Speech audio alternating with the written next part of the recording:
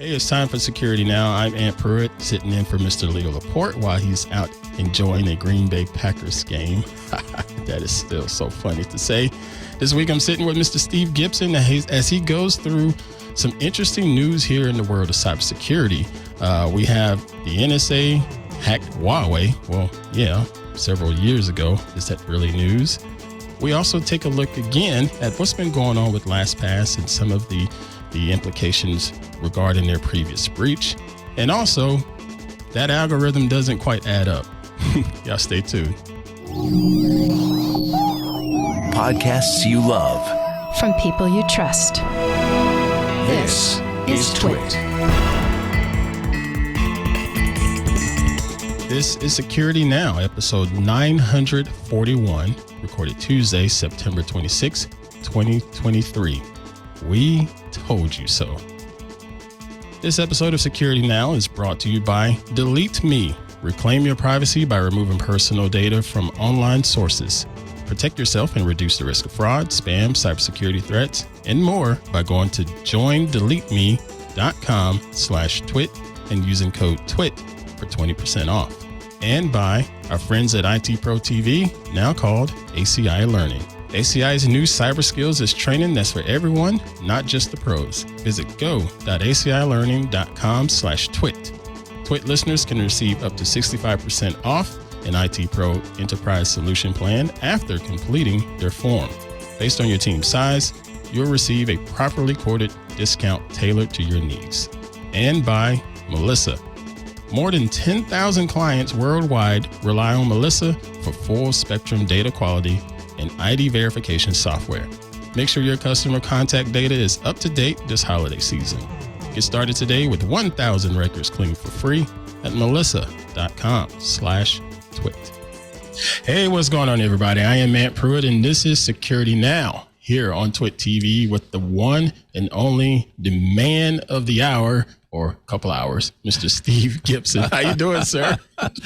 Yes, I think we could probably fill our listeners' time with a couple hours of all kinds of neat security information and news.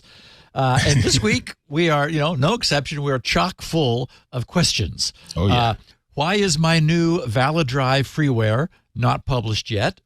Why did Apple quietly remove PDF rendering from the Mac after 39 years?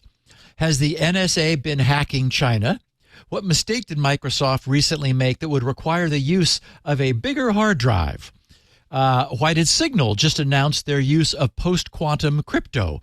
What's the big hurry? Is it possible to create a new web browser from scratch? And if not, why not? Does public key crypto really go both ways? Can pure math generate pure random numbers? One of our listeners believes he has. Could encrypting an entire hard drive, then throwing away the key, be used in place of random noise wiping, which is what I'm a big fan of? Why hasn't the Unix time problem been fixed yet? Or has it? Will all of the stolen LastPass vaults eventually be decrypted? Am I really leaving Twitter? And finally, why in the world is this episode titled, We Told You So? The answers to those questions and more will be revealed by the time we're done here today. Welcome to episode 941 of Twit's Security Now podcast. Oh, man, this is going to be a lot of fun. And I got to tell you, I'm looking forward to that LastPass discussion because I have some thoughts, and I'm sure you're going to set me straight. Great. As well as set everyone else straight here on the show. And for folks that are tuning in and thinking, wow, Leo's voice is really different, or wow, boy, he's got a super tan going. No, Mr. Laporte and the family, they are out of town, having a good old time up in Lambeau Field, or actually Green Bay, Wisconsin, having a good time, birthday celebration with with their son, as well as some local Twit fans are there in town too, and they're going to hang out together. It's going to be a good time. So if you're in that area, be sure to go by and say hello. I'm going to hang out today and get as much knowledge as I can from Mr. Steve on all of this InfoSec stuff, because it's always fascinating. But before we do that, I want to go ahead and take a few moments to thank our first sponsor of Security Now. Today, This episode of Security Now is brought to you by Delete Me. Have you ever searched for your name online and didn't like how much of your personal information was available, just floating around out there? Now, did it make you feel exposed or unsafe? Since 2010, Delete Me has been on a mission to empower individuals and organizations by allowing them to reclaim their privacy and help them remove their personal data from online sources. Their team is driven by a passion for privacy and commitment to making it simple for customers to use.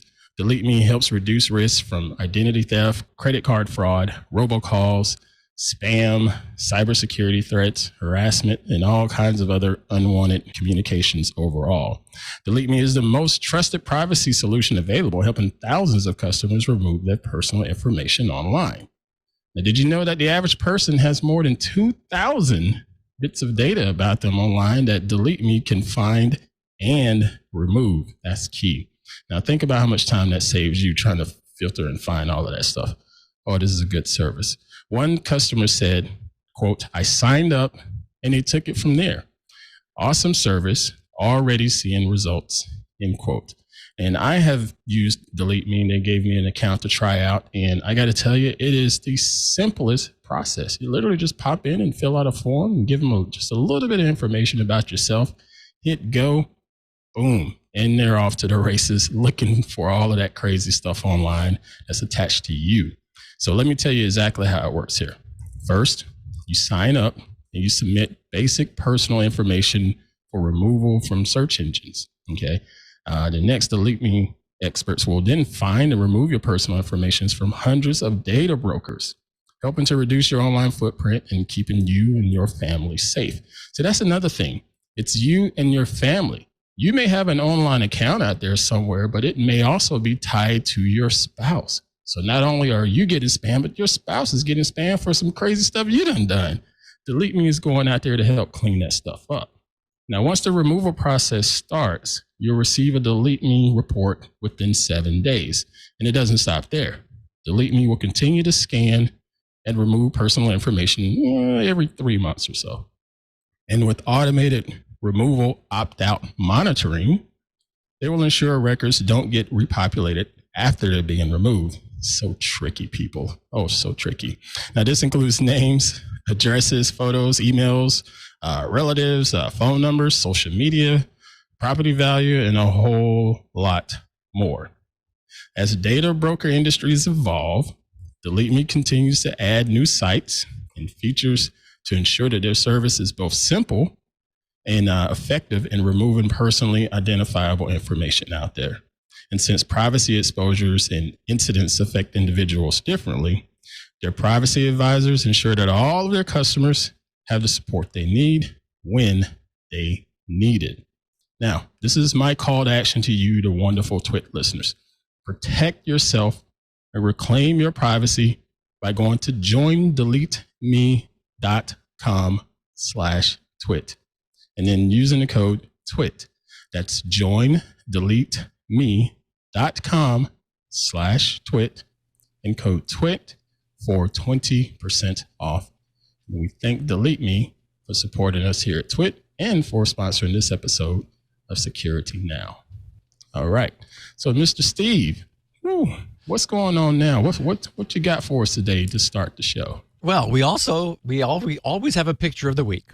So this week's no different. This one is a 6-frame cartoon which shows the evolution of a particular well-known product category. This is a toaster. So we have the original toaster in the first frame, which, it's got a little handle on the side and it makes toast.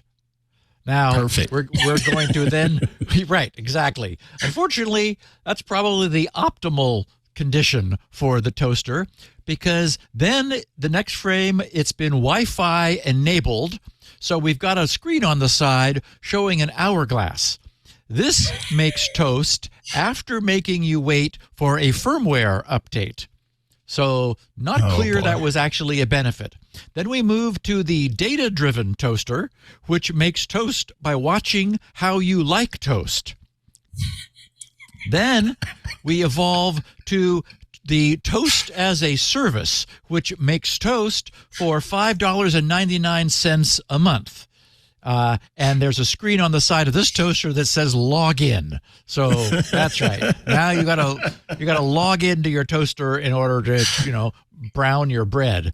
The fifth frame here is the ad-supported toaster. It's got a larger screen because it wants to make sure you see the ad, and it makes toast and lets you know that Smucker's is on sale today. And finally, in the final frame of this, we've got the AI-enabled toaster. It's got that red glowing eyeball from the HAL 9000 of what is it? What's that? Space? No, not space. No, the Hitchhiker's Guide. Is that the one? No. It's Kubrick's 2001: A Space Odyssey. Oh, thank you, John. Of course. Thank you, Mr. Jammer B. And thank you, chat room. They got just us blanking on it. Anyway, so this AI-enabled toaster is actually responding to us. It says, "Toast? I'm afraid I can't do that, Dave." So, yes, not exactly an advance as far as toast goes, which sort of tells you sometimes you just need to keep the microprocessors away from your appliances because there's no real value to be added there. What's so funny is I'm looking at those images, and as you're going through each cell, my brain is automatically assigning a big tech company to each cell. It fits a lot of them quite perfectly. For example, the ad supporter or as a service could clearly be Amazon easily, Right. But anyway, what's going on with ValiDrive, sir? ValiDrive. So I've received messages from listeners who are anxious to start testing their various USB flash drives with GRC's forthcoming ValiDrive freeware utility.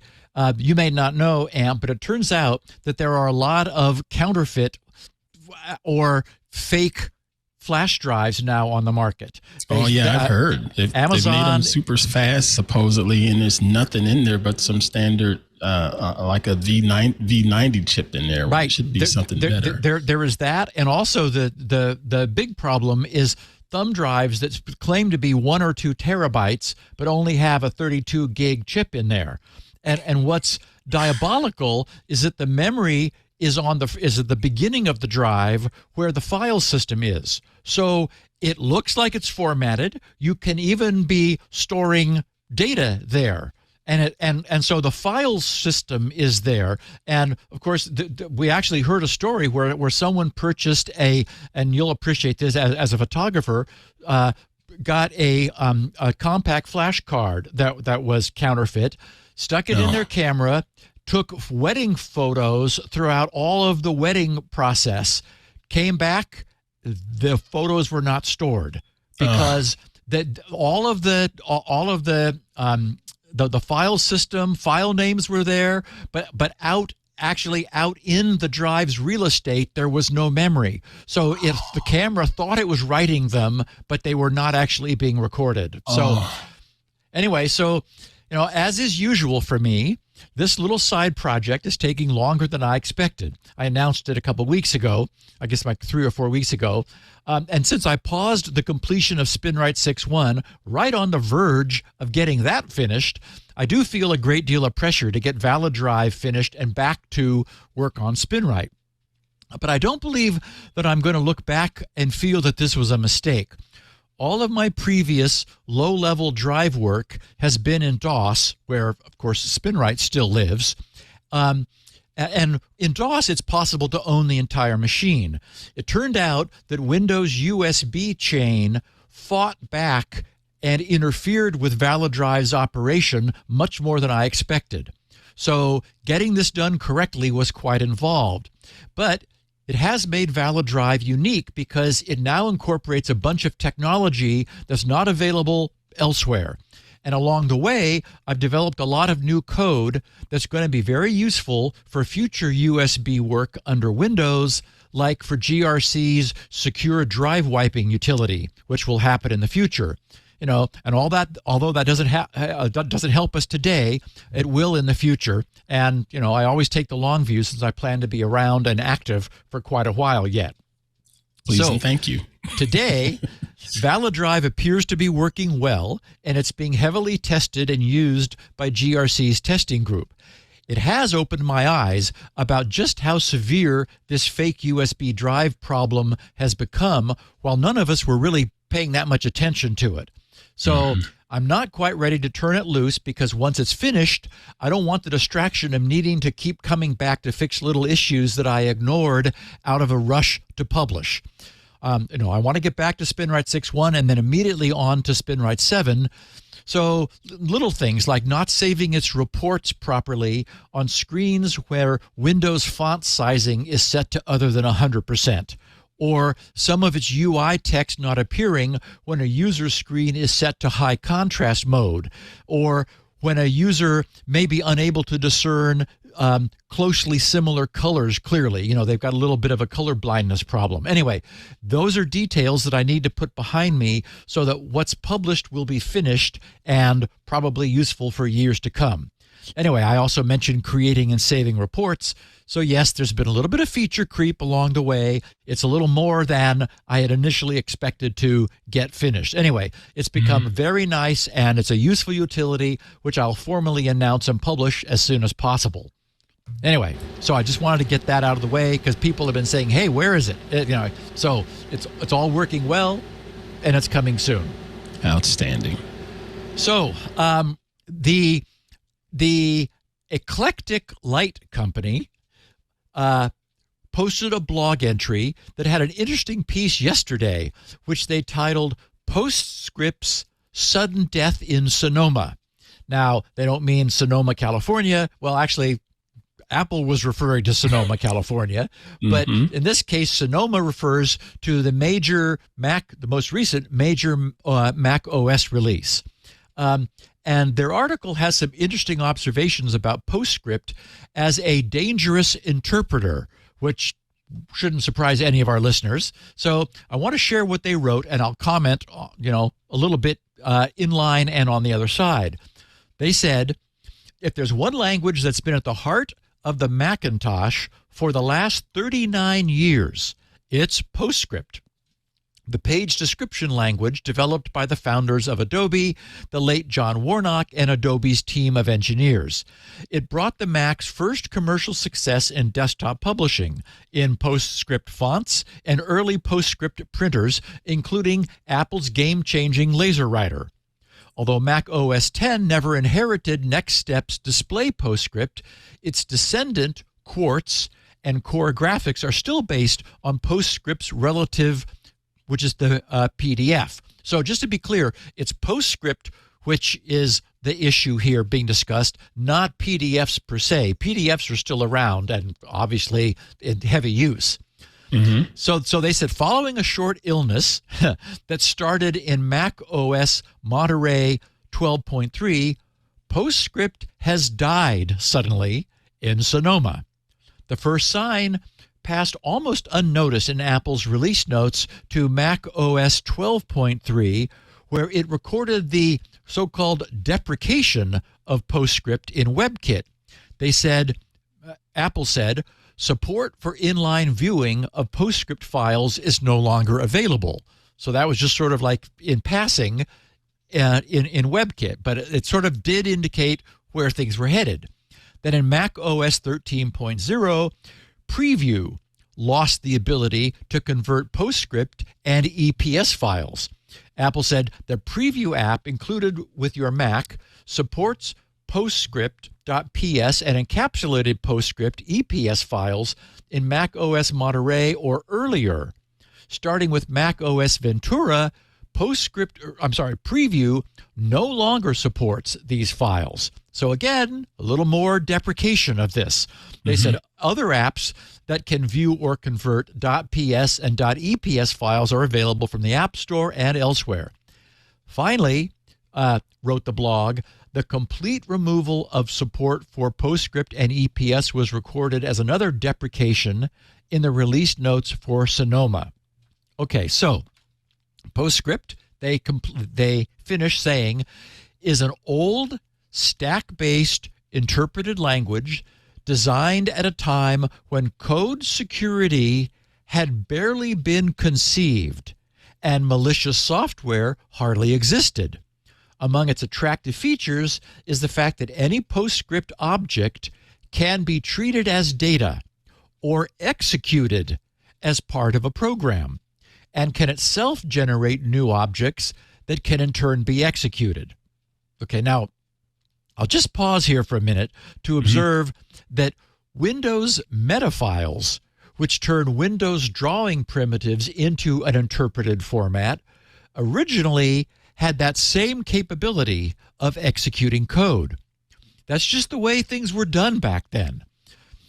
When this was rediscovered many years later, everyone freaked out, thinking it was a horrific bug, and many people thought that I was nuts when I calmly observed that it was clearly originally deliberate.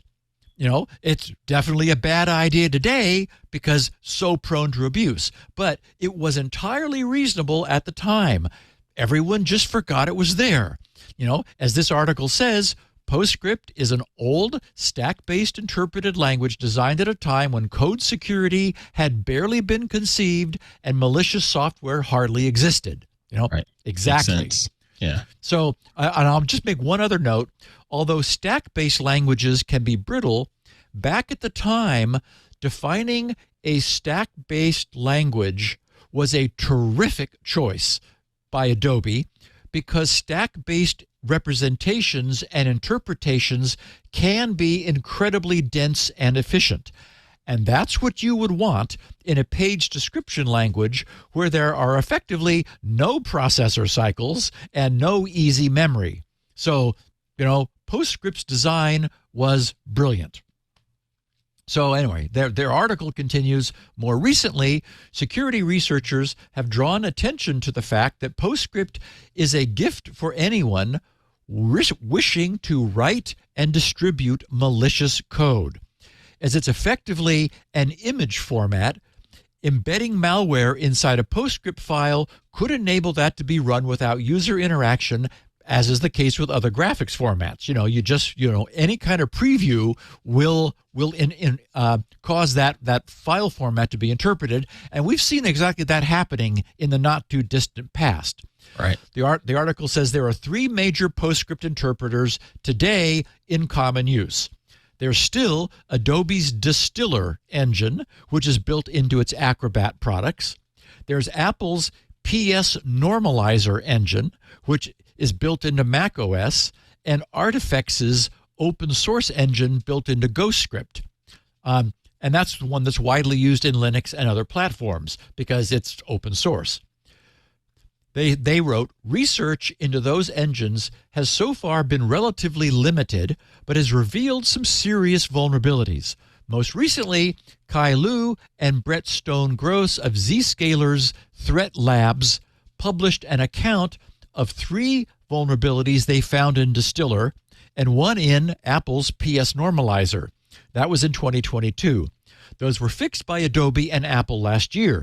In the later case, in Mac OS Monterey, which was version 12.5, released on the 20th of July of last year, 2022, and its equivalent security updates for Big Sur and Catalina. You know, they had to push those back also. And from the dates, I suspect that the removal of support for inline viewing of PostScript files in WebKit in Monterey 12.3 may also have been part of Apple's mitigations. Anyway, they wrote Apple was most probably prompted into conducting a security audit of their PS Normalizer as a result of the vulnerability which was reported, and would have been faced with the choice of either re-engineering it or removing it from Mac OS completely. The problem is it was just too dangerous as it was. And these guys note, unlike the PDF engine in Quartz, PS Normalizer is now little used and has no significant role any longer in Mac OS. So, I mean, that is a reason to remove something that is inherently dangerous. So the first step was to make it inaccessible from the GUI by disabling the feature in Ventura's preview. Then following that in Sonoma by removing PS Normalizer altogether, so removing its command tool, which is PS to PDF, and the Core Graphics CGPS converter. this leaves those still wishing to convert PostScript files with a choice between Adobe's Distiller, which you would have to pay for because it's in their Acrobat products, or Artifex's GhostScript. And to be fair, that's had its own share of vulnerabilities. Again, this is not, PDF is a fundamentally dangerous format. It is not easy to get it right because it is so old and it's so complex. And the article did mention there's also a third option, which would be to run a late version of macOS Monterey, where you still have PostScript in a lightweight virtual machine, and that way you could continue to use Apple's PS Normalizer through Preview there. And for most people, that would probably be the cheapest and simplest option. Anyway, John Warnock, the co-founder of Adobe and the driving force behind PostScript, died on the 19th of August this year. And his page description language had brought success to the Mac for almost 39 years. And even though he hasn't, though, the PDF format has lived on. So anyway, to Apple, I say bravo. It is always difficult to kill off features that have any audience, right? Somebody's using it, somebody's going to be unhappy. And as we've seen through the years, Apple takes some heat whenever they decide to break the status quo in the interest of a better future. PostScript, as I said, is a big, old, and very dangerous interpreter. There is no doubt that some people will complain. That's inevitable. But the fact that something that's inherently dangerous could be removed with relatively little repercussion suggests that Apple has once again made the right call. So, yeah, I just wanted to point out that it's gone from macOS, and PDF is still there, but not sort of the underlying PostScript interpreter. And that's certainly best. You referenced just some of the issues that we've had and known about over the years with PDF format.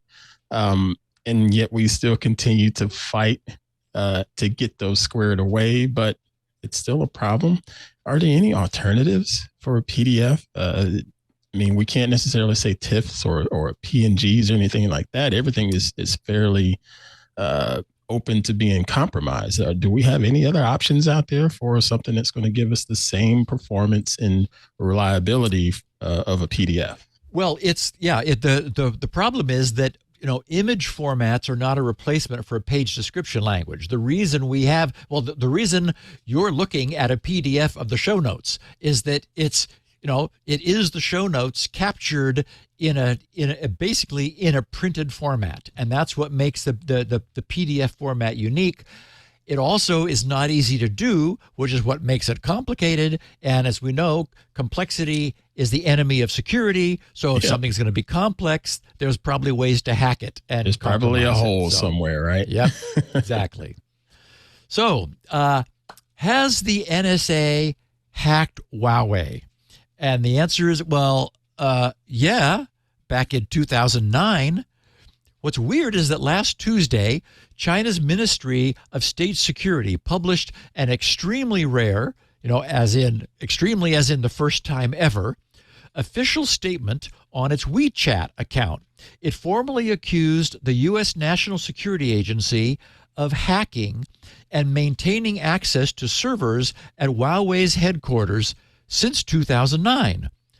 Now, okay, what's interesting is not that this is news, it's that it's not news. So I'm mentioning this because this reflects a relatively sudden change in stance for China, and it suggests that this might just be the beginning. The question is, the beginning of what? Both the New York Times and Der Spiegel originally reported this back in 2014 based upon documents from the Snowden links, which disclosed a program called Shot Giant, which was an NSA operation to compromise Huawei's network for the purpose of finding links which existed between, or they thought might exist, between Huawei and the Chinese PLA. to learn Huawei's internal corporate structure and also to identify ways to exploit Huawei's equipment, which at the time was being widely adopted in both the U.S. And by our allies and adversaries. So this is the first time the Chinese government has ever publicly confirmed the NSA's Huawei hack, and they posted it on their WeChat channel. So sort of seems more political than not. The Chinese Ministry of State Security statement didn't go into any technical details about the actual hacking. Like they apparently didn't know any more than we've all known since 2014. It just recycled information that was published by the New York Times and Der Spiegel and the Snowden leaks.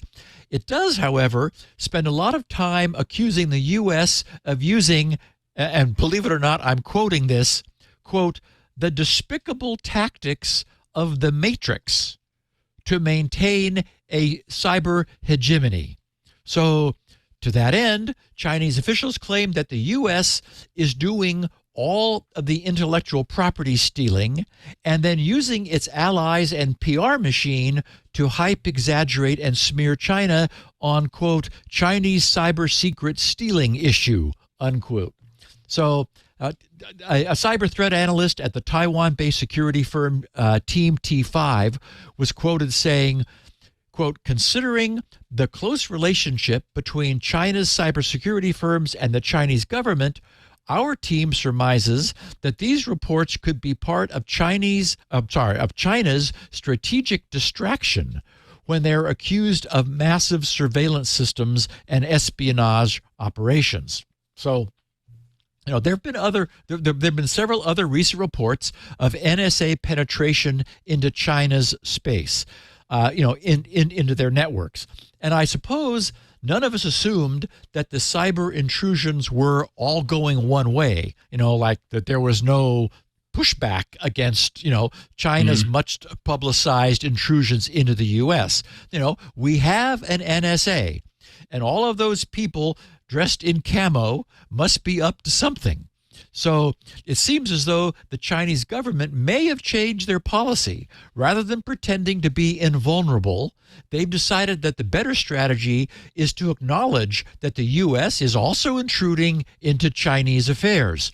This might also be a reaction to China's very high-profile and heavily publicized intrusion into Microsoft recently and their exploitation of their access to enterprise email.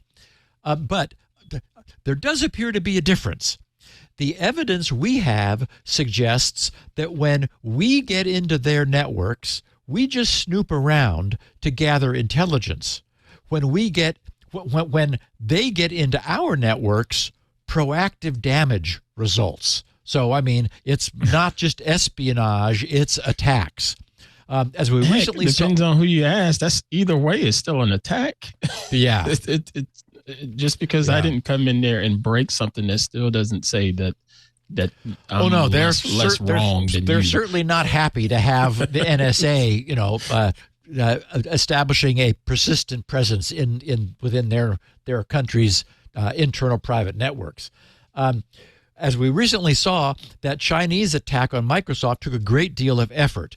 That demonstrated that they have some serious cyber skills. But sometimes you just trip over a pot of gold. That was the case when a misconfigured Azure Shared Access Signature, a so-called SAS token, resulted in 38 terabytes of hypersensitive Microsoft data being exposed, not just for the taking, but more than that. Okay, so what happened?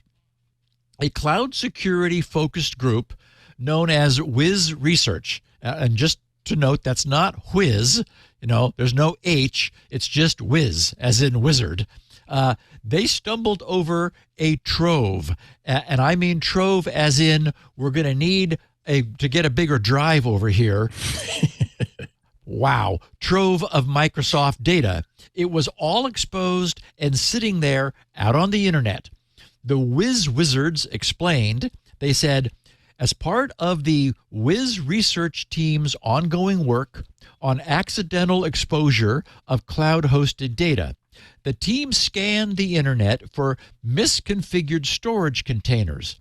In this process, we found a GitHub repository under the Microsoft organization named Robust Models Transfer.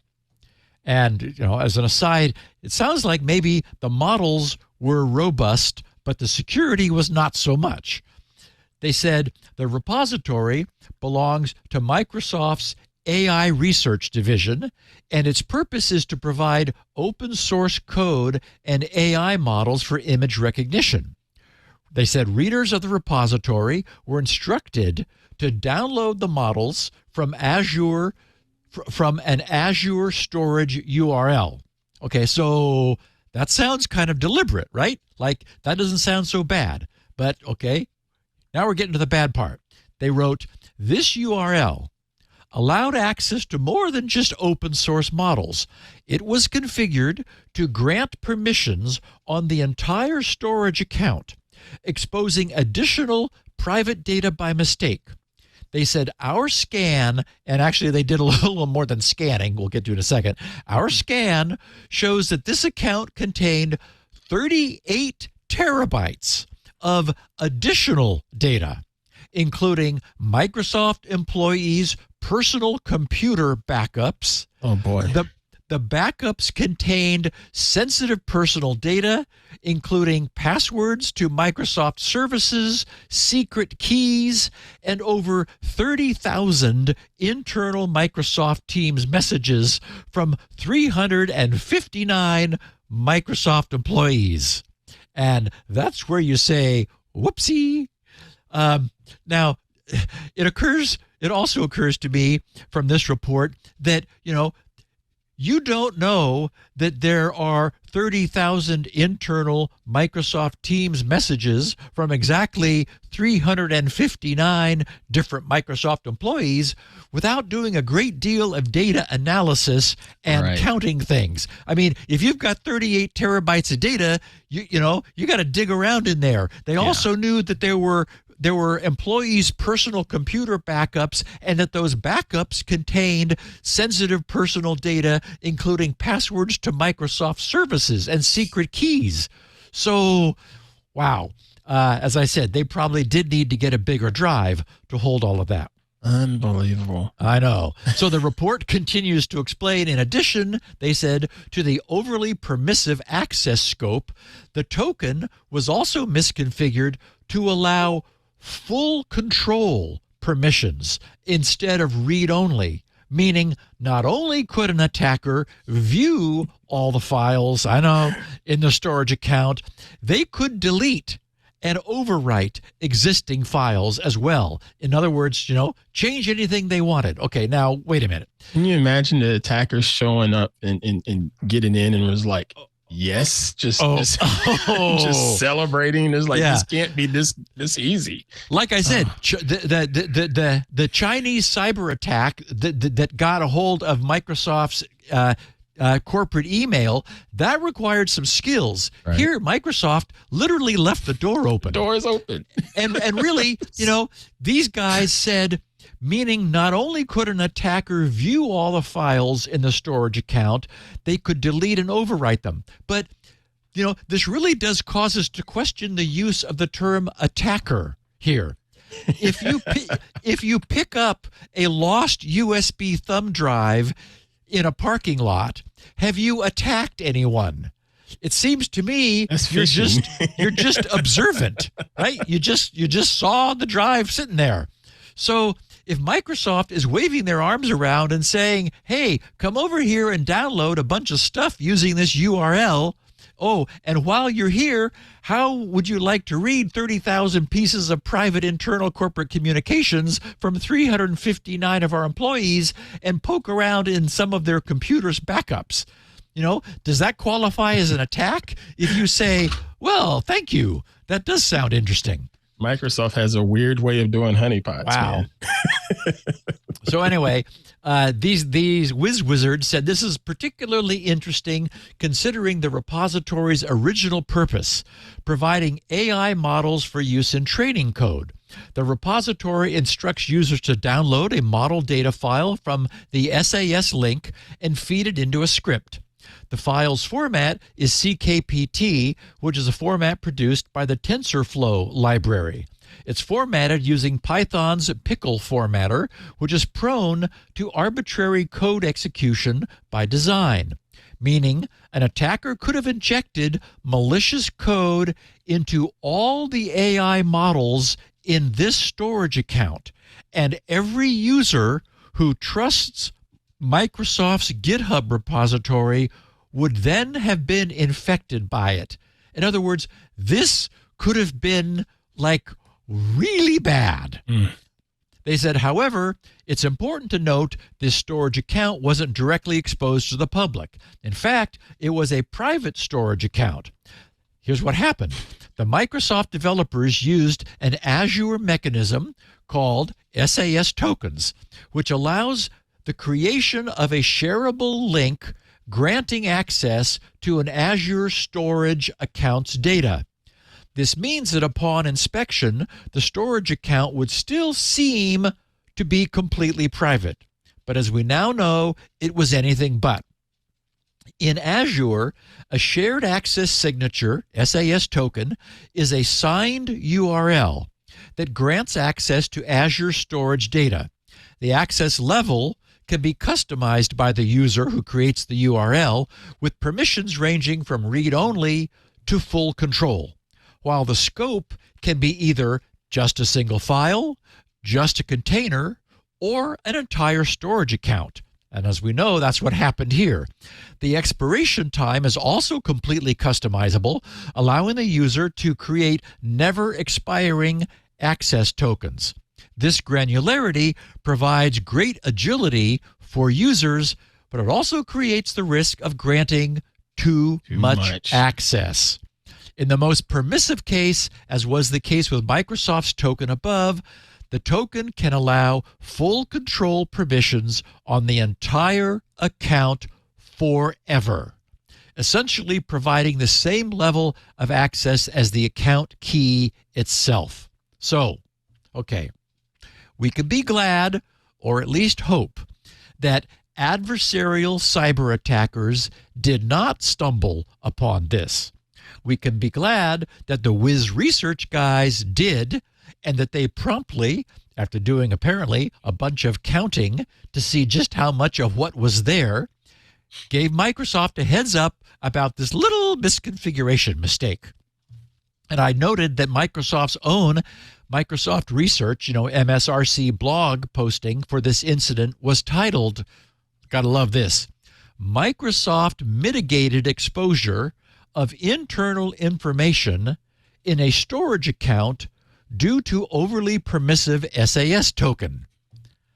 Okay, right. Overly permissive. Overly permissive. And they mitigated the exposure. Wasn't that nice? I won't spend any more time on this other than to note that in Microsoft's sharing of what they called their learnings, yes, they actually did call it that, their learnings from this, they never got around to mentioning just how much of their highly sensitive data had been flapping in the breeze. Well, of course they wouldn't, because that's how big tech works. That's how big corporations work. Yeah, right. we had an attack, so let's just keep this story as minimal as possible. Yep. Okay. Oh, man. One more story, then we'll take a break. All right. Signal's PQXDH, quantum-resistant encryption. Now, the Signal encrypted messaging platform was originally named Axolotl, believe it or not. Wait, what? Yes, it was called Axolotl. I'm glad they had a branding meeting. AXOLOTL, which still seems like it's missing some vowels or something. Axolotl. They called it that. It's named after a newt, N-E-W-T, a newt, which has self-healing powers, because the Signal protocol has some of that. In some ways, Signal, which uses a resynchronizing cryptographic ratchet system, is as I said, a similarly self-healing protocol. It was originally designed by Moxie Marlinspike of what was then named Whisper Systems, and then wisely renamed from Axolotl to Signal. We have a lot of people in our live Discord giving us gifts of axolotls, apparently. And I will say, I still stand by my branding statement, folks. Yes. So, of course, it hit the big time when this protocol was adopted by Meta to be the secure messaging protocol for their WhatsApp messenger. And if the phrase resynchronizing cryptographic ratchet system doesn't ring any bells, if you're a listener who joined us after April 12th of 2016, or you're a longtime listener who would be interested in a refresher, I did one of our famous deep dives into this truly lovely messaging protocol, which, thanks to Meta's adoption, is now in use by more than 1 billion people worldwide. Anyway, look for Security Now episode 555, which we titled WhatsApp. And that's where I do a deep dive into Axolotl, which, is now, fortunately, rebranded as Signal. Okay, the reason we're talking about Signal today is that Signal, the company, made headlines last week in the tech community with their announcement that their already extremely clever and well-designed, very secure Signal protocol was being upgraded with something they called PQXDH, quantum-resistant encryption. And if I didn't already have a topic for today's podcast, this would have been it. But we have room for both. Okay, Signal's move might at first appear premature, since the threat posed by quantum computers to public key crypto, which we rely on today, remains purely theoretical and may well remain so for the foreseeable future. We've had some fun in the past at quantum computing's expense, noting that breaking RSA-style crypto, which would require determining the prime number factors of a massive number represented by more than 4,000 binary bits, appears to be safe for now, since it was considered to be a breakthrough and a huge accomplishment when today's most advanced quantum computer successfully factored the number 35. So that's the best we've been able to do so far. We need to factor a 4,000-bit number in order to break RSA-style crypto. So it seems to be, the point is, very safe for the time being. Now, given that, it might appear that Signal's move to an overtly quantum-resistant protocol is premature. But if nothing else, it's brilliant marketing. Okay, but there's more to it than that. The security world has coined another abbreviation which is pronounced handle because the abbreviation is HNDL. HNDL stands for Harvest Now, Decrypt Later. And we know that our dearly beloved NSA has built a truly massive somewhere between 1 and 1.5 million square foot data center of some sort out in the boonies of Utah. So there's more than a passing chance that the Harvesting Now first half of Harvest Now, Decrypt Later strategy is already well underway. They're sucking in all the messaging that's going on. They can't decrypt it today, but they assume they're going to be able to decrypt it someday. So grab it now, harvest it now, decrypt it later. In other words, for what the lesson is then for us now is if you want your secrets today to remain secret past the foreseeable future, it's never too soon to begin encrypting under post-quantum crypto technology. And that's what makes Signal's announcement last week significant. Okay, so what exactly has Signal done? Signal's current shared secret key agreement protocol is known as X3DH. The DH is short for Diffie-Hellman, which is a well-established key agreement system. We've discussed key agreement protocols in general, and Diffie-Hellman in particular, many times in the past on the podcast, and I know it pretty well since it plays a large part in Squirrel's more tricky security features, with the features that I designed into my own Squirrel technology. Okay, briefly, a key agreement protocol allows two ends of an insecure and public connection to exchange some information in plain sight while each of them obtain a shared secret, which no one else is able to get. I know, you're scratching your head, I know. It's really very cool technology. It seems counterintuitive that their conversation could be completely known while they each arrive at the same secret that only they know. But it works. Wow. The X3 in the X3DH refers to the X25519 elliptic curve, which is the flavor that Signal's Diffie-Hellman key agreement, and actually mine, I chose the same one, has traditionally used. Okay, and what's really cool is that they're still going to use this in the future. What they decided to do was to add another key agreement protocol, this one believed to be quantum safe, to their existing system in such a way that both of the protocols, the old and reliable elliptic curve Diffie-Hellman and the believed to be safe today and tomorrow newfangled quantum safe system, both would need to be simultaneously broken and cracked in order for an attacker to obtain the shared secret that's used to decrypt Signal's communications. Signal selected one of the NIST contest finalists that's believed to be the best, the one known as CRYSTALS-Kyber, K-Y-B-E-R, and we've talked about it previously.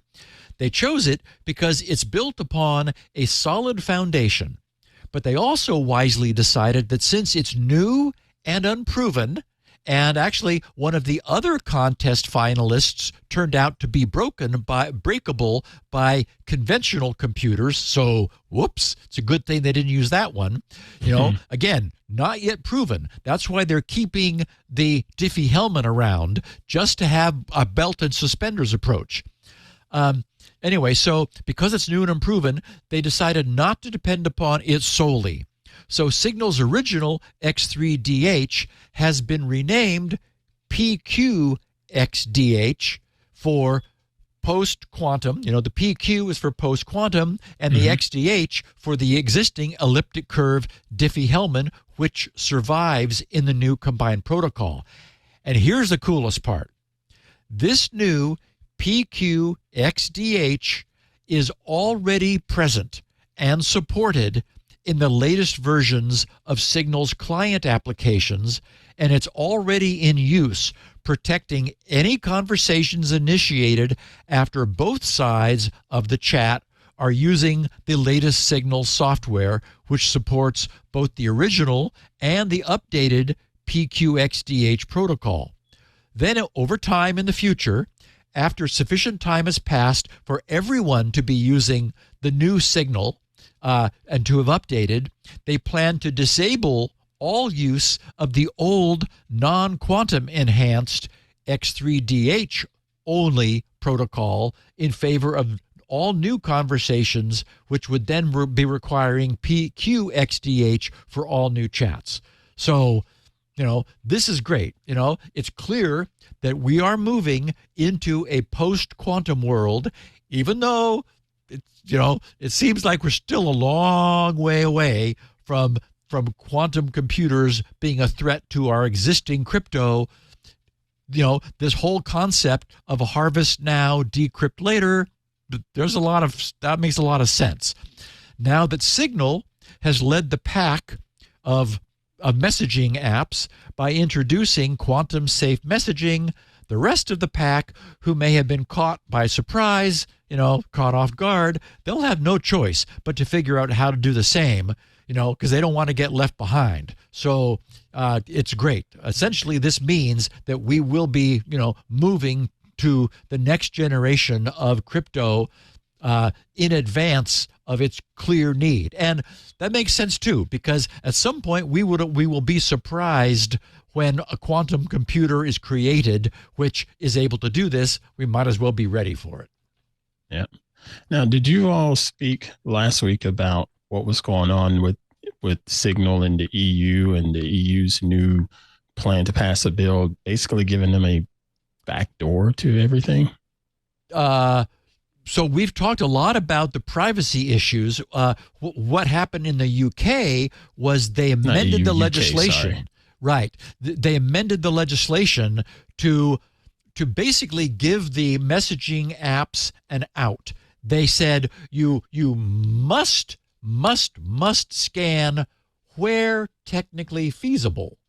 And that where technically feasible clause says, oh, okay, fine, it's not technically feasible. So, okay. So the politicians get to say we implemented strong new legislation, whereas none of the messaging apps are worried about it anymore. Oh, okay. So what will be interesting is to see what the EU does. Will they also back down? Because it really looks like any government that says we must have you scanning all content, they're simply going to lose all cryptographic services in their country, and they can't afford to do that. Right. Yeah, I believe I saw Signal's leadership saying, "Yeah, we'll just step out of here. See you later." It comes down to it. Yep. And I totally get that, folks. This is Security Now, episode 941, with Mr. Steve Gibson, dropping some great knowledge and information on us in the world of cybersecurity and information security. I am Matt Pruitt, but next, we're going to hop on into a quick break here to thank another fine sponsor of the show, and that is the folks at ACI Learning. Yes, ACI Learning. So this episode of Security Now is brought to you by our friends at IT Pro TV, but now they're called ACI Learning.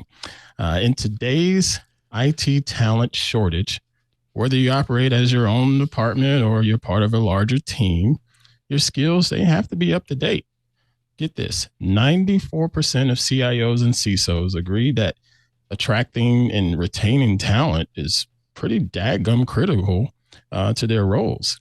So with ACI Learning, you get access to over 7,200 hours of content. And ACI Learning is consistently adding new content to keep you at the top of your game. Your team will thank you for entertaining training that ACI Learning has put together. And what's crazy is just such a cool stat. ACI Learning's completion rate is at 50% higher than their competitors. And that's because it's entertaining. If you're going to do a training session, at least make it enjoyable for your team to do those sessions. Because if it's enjoyable, more than likely they're going to finish it up. ACI Learning is excited to introduce cyber skills. This is a solution to future-proof your entire organization, not just the IT department. This is new cybersecurity training tools for all of the members in your organization. It's cybersecurity awareness training for non-IT professionals. We spoke briefly here earlier in the show about, picking up USB drives off the ground and stuff like that. That's got nothing to do with being in IT, but it is definitely an IT security risk. With cyber skills, get flexible, on-demand training covering everything from password security, phishing scams, and malware prevention and network safety. Your employees will stay motivated and engaged throughout their learning process with easy-to-follow material. With a simple 1-hour course overview, your employees will gain attack-specific training and knowledge check assessments based on common cyber threats that they'll encounter pretty much every day, because it's just that easy for these cyber criminals out there.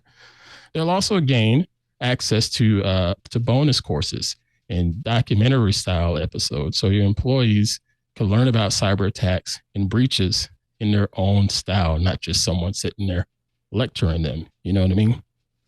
ACI Learning helps you invest in your team and entrust them to thrive while increasing the entire security of your business. Boost your enterprise cybersecurity confidence today with our friends at ACI Learning. Be bold, train smart.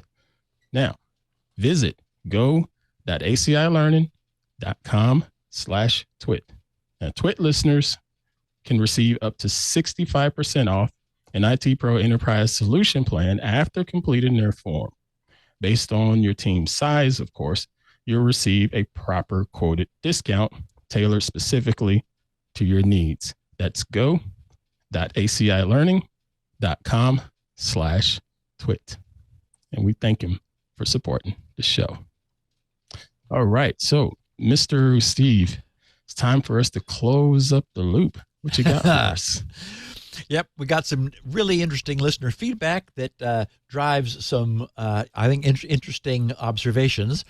Our listener, Dustin Smith, put me onto a blog posting which was originally written 3.5 years ago on March 18th of 2020. Yet, if nothing, it's more relevant today than it was then. This blog posting was written by a guy named Drew DeVault. It's an on-point rant about what modern web browsers have become. And I think everyone here will find it interesting. Here's what he wrote. He said, since the first browser war between Netscape and Internet Explorer, web browsers have been using features as their primary means of competing with each other. This strategy of unlimited scope and perpetual feature creep is reckless and has been allowed to go on for far too long. He said, I used wget to download all 1,217 of the W3C specifications. That's, the World Wide Web Consortium, the W3C. So all 1,217 of the World Wide Web Consortium specifications, which have been published at the time of writing. And he said, not counting WebGL, which is maintained by Kronos. He said, web browsers need to implement a substantial subset of this specification in order to provide a modern web experience. He said, I ran a word count on all of these specifications. How complex would you guess the web is? Okay, he said, the total word count of the W3C specification catalog is 114 million words at the time of writing. Wow. If you added the combined word counts of the C11, which is, C language 11, C++ 17, UEFI, USB 3.2, and POSIX specifications, all 8,754 published RFCs, and the combined word counts of everything on Wikipedia's list of longest novels, you would still be 12 million words short of the W3C specifications. Now, I mean, wow. Okay, so it is that complex. Wow. So he said, I conclude that it is impossible to build a new web browser. The complexity of the web is obscene. The creation of a new web browser would be comparable in effort to the Apollo program or the Manhattan Project. He said it is impossible to, first, implement the web correctly. Impossible. Second, implement the web securely. And third, implement the web at all. He said, starting work on a bespoke browser engine with the intention of competing with Google or Mozilla is a fool's errand. The last serious attempt to make a new browser, which was known as Servo, has become one part incubator for Firefox refactoring, one part playground for bored Mozilla engineers to mess with technology no one wants, and 0 parts viable modern browser. But he said, WebVR is cool, right? Right? The consequences of this are obvious. He says, browsers are the most expensive piece of software a typical consumer computer runs. They're infamous for using all of your RAM, pinning CPU and I/O, draining your battery, etc. Combined, web browsers are responsible for more than 8,000 CVEs, exploits, flaws, bugs alone. And then Drew switches from establishing some facts to making a very interesting observation. He writes, because of the monopoly created by the insurmountable task of building a competitive alternative, browsers have also been free to stop being the user agent and start being the agents of their creators instead. Firefox is filling up with ads, tracking, and mandatory plugins. Chrome is used as a means for Google to effectively track your eyeballs and muscle their anti-technologies like DRM and AMP into the ecosystem. The browser duopoly is only growing stronger, too, as Microsoft drops Edge and WebKit falls well behind its competition. Now, remember, this is 3.5 years ago, so of course that part is pretty much history. He said the major projects are open source, and usually when an open source project misbehaves, we're able to fork it to offer an alternative. But even this is an impossible task where web browsers are concerned. The number of W3C specifications grows at an average rate of 200 new subspecs per year, or about 4 million new words of specification, or about 1 POSIX every 4 to 6 months. How can a new team of any forked browser project possibly keep up with this on top of implementing and maintaining the outrageous scope web browsers already have now? He finishes, the browser wars have been allowed to continue for far too long.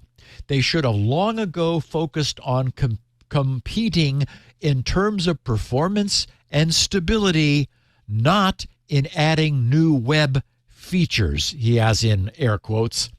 This is absolutely ridiculous and has to stop. Okay, so I need to interject here because I get where Mr. Drew is coming from with his stop adding features and whatnot, but let's think about this. Let's just think about vehicles. Okay, we can have the Honda Civic, simple 4-cylinder car. But then we have the Honda Accord with a slightly larger engine. And then we have this, like a Ford Mustang with an even bigger engine. So we have these fast cars and everybody's like, I don't need that fast car. But then you throw in Bluetooth features. Oh, I want that. And that's what's happening here. People are sold on features, and these large companies, Google and Firefox, they get that. If they want to stay in business, they're going to continue to add features. That's the nature of consumerism, right? Okay, maybe the right analogy, or trying to find a good comparison. Not everybody can launch stuff into space, into orbit. It requires so much infrastructure, so much technology, so much other stuff that there are only a few ways of getting something launched into orbit. So similarly, his point is there's just no way to create a third browser. So there is a duopoly. There is a lock-in at this point. There's no way for there to be competition. And what we see when there's a lack of competition is then the rules change so that the browser creators no longer have to create the best product anymore. Okay. And so that's the point he's making. And with all of these specifications from the W3C, do you think it's a bad idea, considering we know about all of the security issues behind the browser? I don't think it's a good idea. Come from No, in fact, it is the implementation of all these new things, which is where new problems get created. Yeah. You know, I'm always saying, if we would just leave this stuff alone, we'd be able to fix the problems, and then we'd have some security. But there are incentives for not leaving it alone. You know, everybody wants to force you to upgrade to the newest operating system, the newest browser. Everybody wants the newest features. You know, arguably, it's cool that you're now able to do web conferencing with just your browser. It used to be that you had to have some extra software in order to do it. Now, you know, you don't need that. So I guess the only thing that I would change about what Drew wrote in his last line, you know, he said they should have long ago focused on competing in terms of performance and stability, not in adding new web features. This is absolutely ridiculous and it has to stop. Okay, I would say I would change it to, this is unfortunate in the extreme, but there doesn't appear to be any way for the industry to change that course. And I think that, I mean, you know, he says it has to stop. I would argue, how is it ever going to? Why would it? And I would further add that, to their credit, Microsoft perceived very early on just how important the web browser would be to the future. You remember, they attempted to build it into Windows, and they called it Internet Explorer. Mm-hmm. And of course, they got taken to court and sued over antitrust issues because, you know, they built this browser into their operating system because, again, to their credit, they knew this was the future. Yep. And as we know, what the web has become even outgrew Microsoft's ability to browse it. Once upon a time, IE was the most widely used browser. It attained a peak of 95% market share about 20 years ago in 2003. It was still horrible. Yes. This podcast began 2 years later, and we all witnessed IE's decline over this period of time, leading to its inevitable death.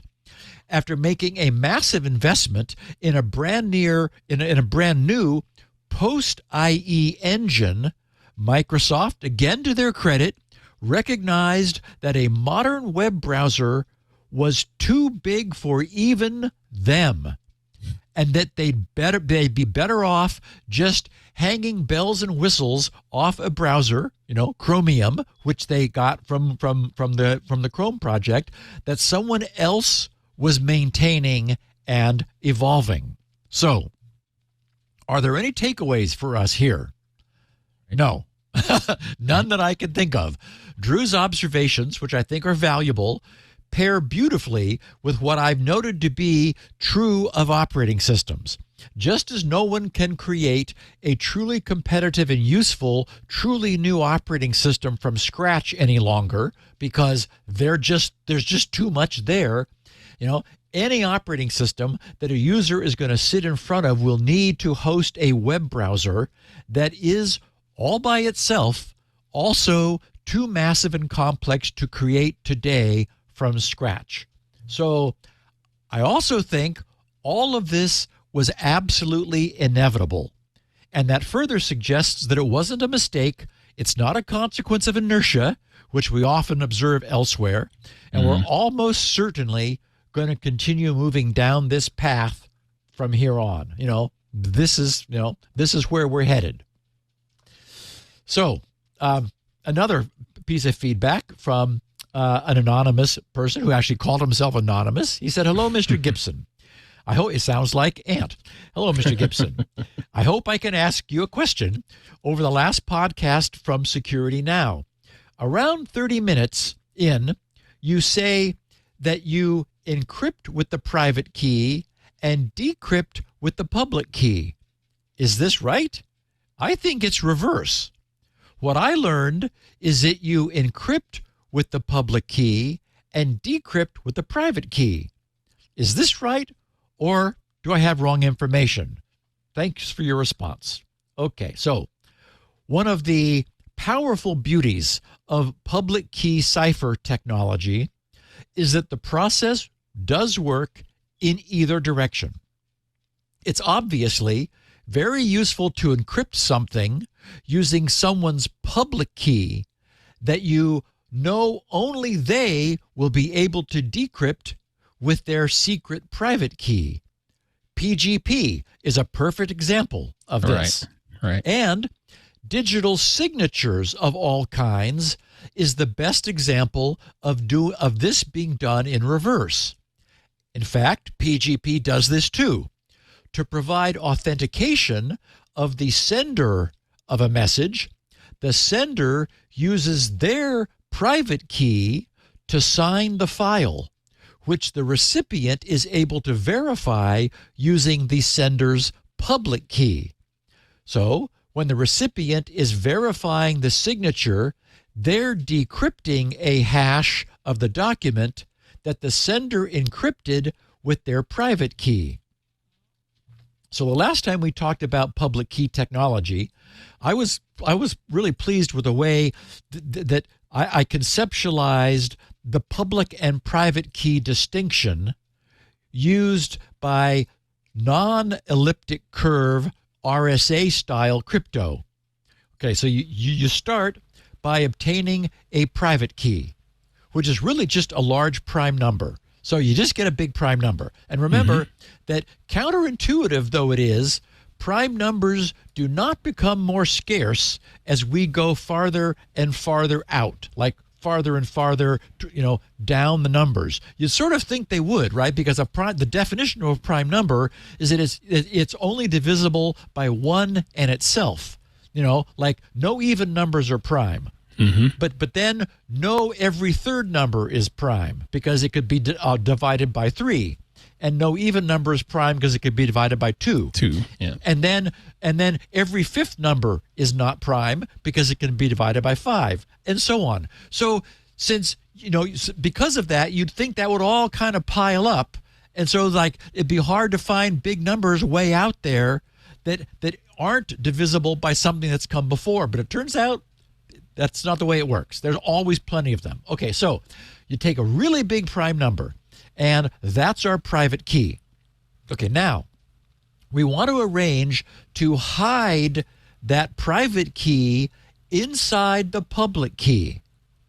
We do this by taking another very large prime number and multiplying that new prime number with the original private key, which was also a prime number. And though I've simplified things, it's that multiplied key is the public key. The public key contains the private key, but there's no way to know what it is after they've been multiplied together, because to this day, despite all the best brains in math, and I mean this has received a lot of attention through the years, no one has ever come up with a practical way to unmultiply those two primes through the process of prime factorization. And by the way, that is the danger posed by quantum computing. There are reasons to believe that some future quantum computer might be able to finally factor a very large public key, which contains those two primes, one of which is the private key. If you could factor that back into its original 2 prime numbers, then you'd have the private key, which could then be used to decrypt things where you were assuming that was not possible. So the true magic of public key crypto is that private key, which has been hidden inside the public key by multiplying it with another prime, that it is still able to perform encryption and decryption operations despite being completely hidden by its multiplication by another large prime number. Anyway, it is just so cool. So first off, excuse me while I let all of the steam come out of my ears, because I'm like, wow, what in the heck? And secondly, with quantum computing, do you feel like this is still something in the near future to be able to get this? I wasn't going to sit here and say I was concerned, but I wanted to ask you first, though. Yeah, as I mentioned before, The best we've seen a quantum computer do is factor the number 35, right? Okay. Into 5 and 7. That's so like, that's like, whoa, it worked. But I mean, so no, we're not in. I mean, now, okay, there could be a breakthrough, right? There could be some fundamental, crazy ass, like no one expects it, comes out of right field breakthrough. Could happen. And so that's why we're already beginning to standardize on next generation quantum safe crypto, so that we will be using that if such a breakthrough happened. Because if it happened today, I often use the phrase, it's the end of the world as we know it.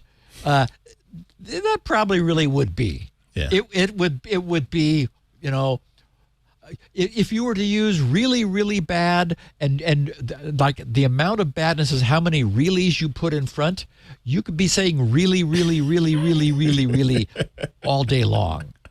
It would be really bad. So, yeah. But for now, it looks like we're safe. Yeah. Okay, Good. now, here's a particularly interesting piece of feedback. A listener whose name I will just say is Jerry, and I'll explain why I anonymized him in a minute, because initially it wasn't. He wrote to me, he said, your assertion that, quote, no deterministic mathematical algorithm can generate a random result, unquote, is incorrect. He said non-deterministic mathematical algorithms, processes, can generate true random results, not pseudo-random numbers. And he finished, I developed such an algorithm. Okay. So, first of all, I said no deterministic mathematical algorithm, not non-deterministic mathematical algorithm. Now, the problem is that the phrase non-deterministic mathematical algorithm is, as far as I know, an oxymoron. 1 plus 1 equals 2. And wait a minute, 1 plus 1 still equals 2. And 1 plus 1, yes, it still equals 2. All mathematical algorithms are inherently deterministic. Now, if I made a mistake on my math homework in elementary school explaining to my teacher that this was my implementation of a non-deterministic mathematical algorithm, I'm pretty certain that would not have gone over very well, nor would it have changed my grade. So I can see little Steve Gibson right now at the front of the class at the chalkboard. This is a non-deterministic mathematical algorithm. That's why I didn't multiply these two 6-digit numbers correctly. Okay, so Jerry, if you indeed have developed a non-deterministic mathematical algorithm which is capable of generating true random results, there's probably a Nobel Prize waiting for you in Stockholm. And more importantly, what you may have actually done is uncovered a provable flaw in the simulation we're all living within. Okay, but seriously, you have my attention. You have access to an audience. Are you just going to leave us all hanging like that? Because that's all he said. Okay, now, in a bizarre coincidence, just as I was getting ready to save as PDF, to cast these show notes from Google Docs, where I write them every week, into their PDF form, I happened to glance down at my phone and saw a reply tweet from this person. Yesterday, when I encountered his assertion, not knowing how to respond to something which clearly seemed impossible, I simply replied, I hope you've submitted this for a Nobel Prize. Now, it turns out he didn't take that very well. I wonder why. Now, certainly not in the somewhat carefree spirit, it was meant. So, okay, the first thing I did was to anonymize his identity in the show notes, since I certainly don't want to embarrass him from this dialogue. Yeah. What he tweeted in reply to my short comment about the Nobel Prize And actually I'm kind of serious about that because really, I mean, if he really did this, it would be worthy of a Nobel Prize. Anyway, this morning, as I was getting ready to finish the show notes, I saw his tweet. He replied, I'm very surprised by your reply. I've been a customer and promoter of your products and services for 30 plus years. I have read numerous articles of yours. I never expected sarcasm from you. He said, my bad. I developed these and similar algorithms more than 45 years ago. I have always expected others to develop like algorithms, but to date, this has not occurred. Okay, that was his tweet this morning. Now, again, I'm having a little bit of trouble taking this seriously, or at least as seriously as he is. When he says, I've always expected others to develop like algorithms, but to date, this has not occurred, I'll admit, my first impulse is to say, gee, I wonder why that is. Okay, instead, this is what I replied to him. I said, hi, Jerry. Okay, so I suppose my reply was somewhat sarcastic, and I certainly would love to be proven wrong in my assertion that, to quote you quoting me, no deterministic mathematical algorithm can generate a random result, unquote. The trouble is, I wrote, I still believe that to be true. And not just a little bit true, but very true. If you're a mathematician, then you understand that the way to proceed from here would be to offer up some proof of your assertion, which appears to defy the laws and principles of mathematics and reality. I'd be more than happy to eat my sarcasm if you can demonstrate that I'm wrong! Exclamation point, smiley face. So tactful, sir. I'm serious, really. I mean, this would be great. I'll buy his plane ticket to Stockholm for him. I've to never receive. heard a more polite smartassery from anyone, sir. This was really well done. For what it's worth, if I do hear anything more from Jerry, I will let everyone know, because that would be big. Now, Right. It must be that there's a confusion of definition. When I'm saying no deterministic mathematical algorithm can generate a random result, and he's talking about a non-deterministic mathematical algorithm, which again I think is an oxymoron. Okay, we're at cross purposes here. But anyway, it was an interesting bit of feedback that I had intended to share, and now I'm able to share a bit of dialogue. Todd said, hey, Steve, I listened to episode 940 where you explain securely wiping drives by writing random bits to all sectors of spinning drives. Lately, I've been using VeriCrypt to encrypt old drives before I get rid of them. He said, parens, using GRC's password page to generate a secure password. Is this as secure as your upcoming software that writes random noise? And I think that's very clever. Yeah. If he were to do it twice under different keys, then it would be the equivalent of writing random noise, just as GRC's solution will be. And I would not argue that the second pass is absolutely necessary. I might offer a single pass option for those in a hurry with my own product. VeriCrypt, like its ancestor TrueCrypt, uses XTS cipher mode encryption, which is the industry standard and NIST approved way of encrypting block addressed mass storage using what's known as a tweakable block cipher. And we also know that any good modern cipher, like AES, generates pseudo-random noise that's indistinguishable from true random noise. It'll be slower than GRC's product since it's reading and writing in order to encrypt what was already there. And I don't know how large the blocks are that it's using. If they were really small, that would slow it down. Presumably, it knows how to do that quickly. It won't be able to access and wipe the latent data that might exist in grown defect spared out sectors, but it is truly a nifty solution. Until GRC's product is ready, the VeriCrypt, encrypt, and then discard the key solution is here today, and it's free. So anyway, Todd, thanks for sharing the idea. I think it's pretty clever, and it's a great application, and I cannot think of any downside to it.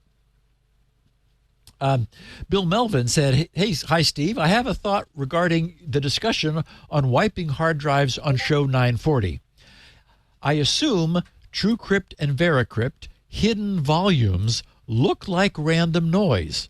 It seems to me that doing an extra pass of writing zeros to a drive takes you from plausible deniability to absolute impossibility.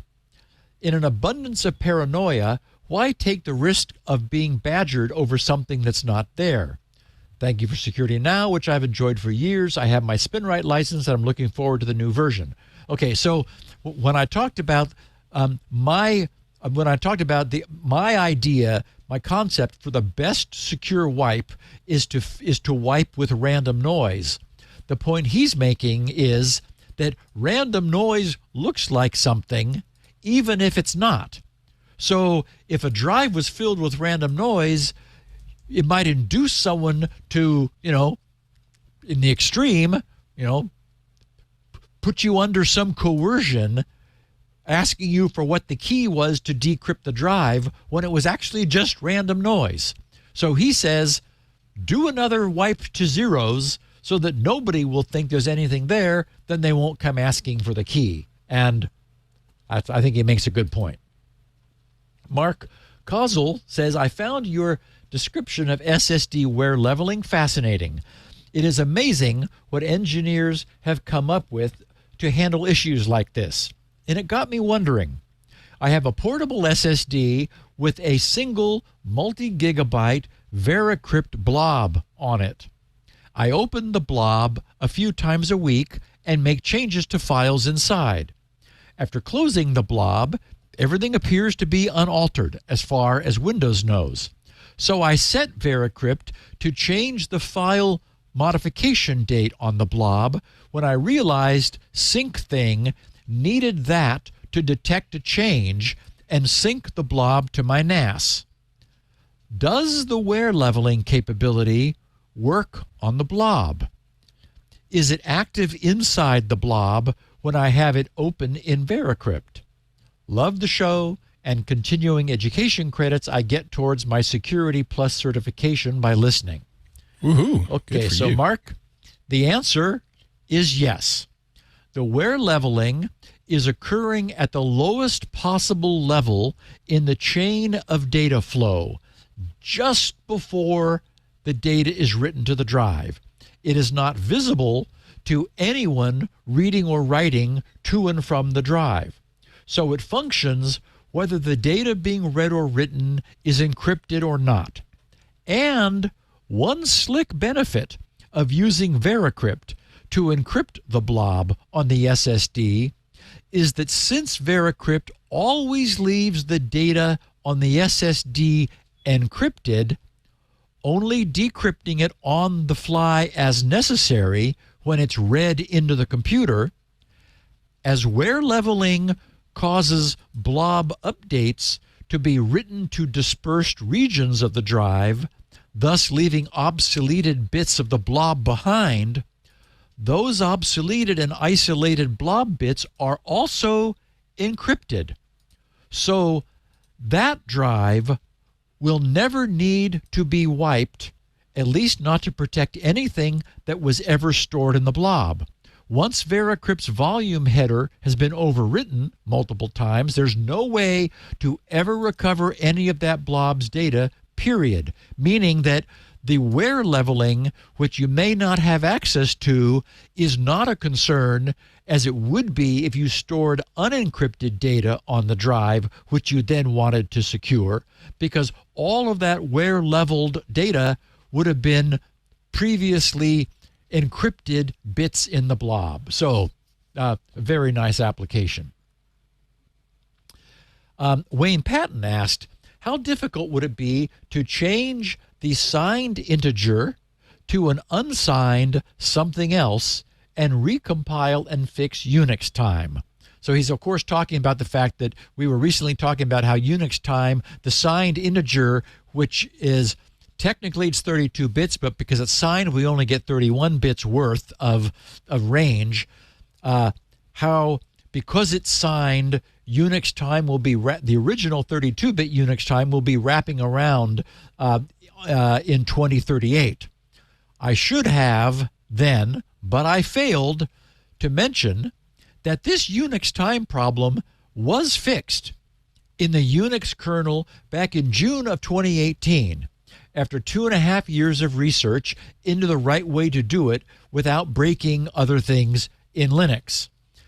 In the process, more than 80 source files had to be changed. So this Y2038 problem is no longer any concern for Linux kernels ever since. The worry is that before this time, all embedded, for example, Linux kernels of the sort used for industrial automation, satellites, elevators, and who knows what else, will have this trouble. And in those markets, there's much more of a, if it's not broken, don't fix it mentality. So the concern is not that mainstream Linux or any of the various major Unixes will break. They've all been fixed. It's that some satellite that's been in orbit since before this was fixed may become suddenly confused and do know who knows what it might do.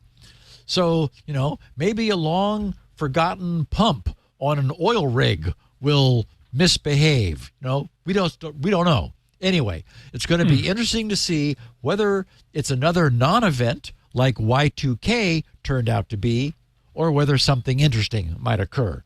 And, stay tuned. We'll be here in 2038. Oh, Y2K. I got memories of that. Fond memories of that.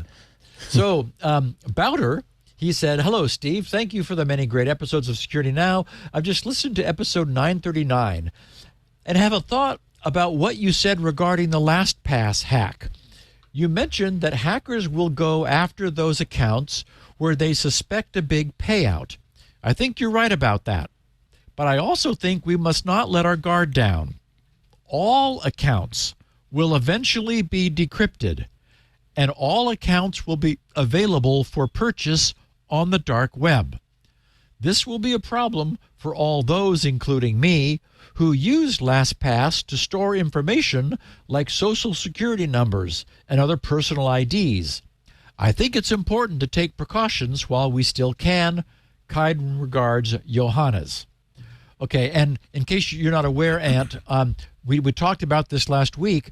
There's very good evidence leading us to believe that selective decryption of specific high-value LastPass vaults, which were stolen in that LastPass breach, are being, that is to say, have been decrypted, and the cryptocurrency wallets of people who stored their master crypto keys in their LastPass vaults have been emptied, and about $35 million or so of cryptocurrency has been transferred.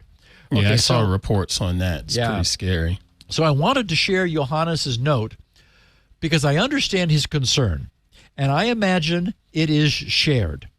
But I also doubt that the vast majority of the more than 25 million users whose encrypted data was stolen are actually ever in any real danger.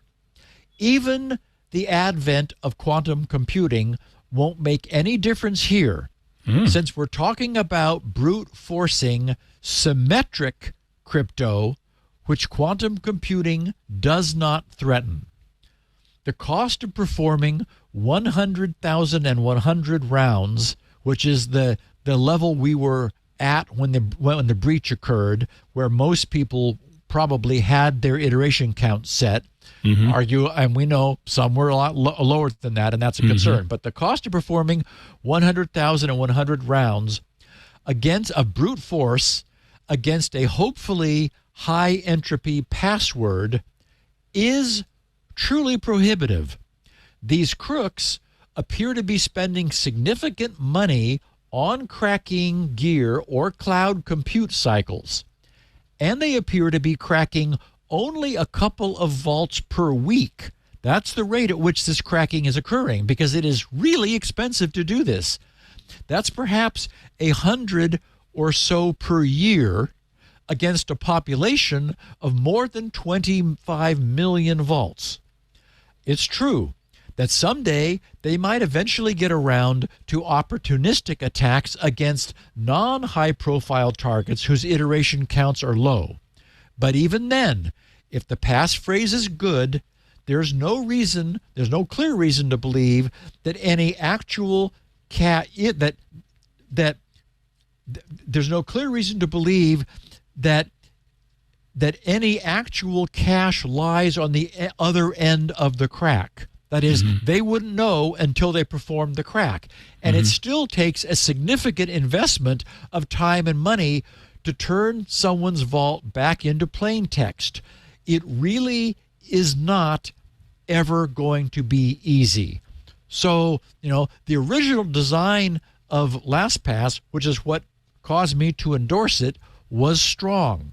And as long as the iteration count is high, it's always going to be expensive to crack the vaults. So, I cannot tell anyone that there's absolutely nothing to worry about.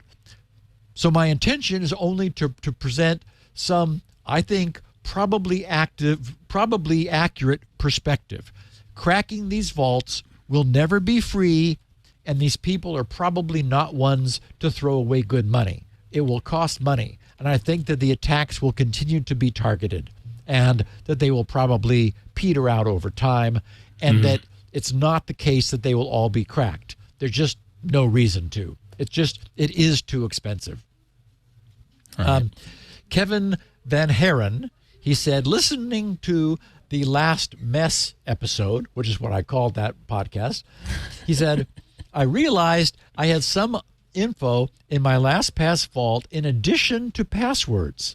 Things like SSH private keys, recovery keys for all Apple devices, and various cloud services.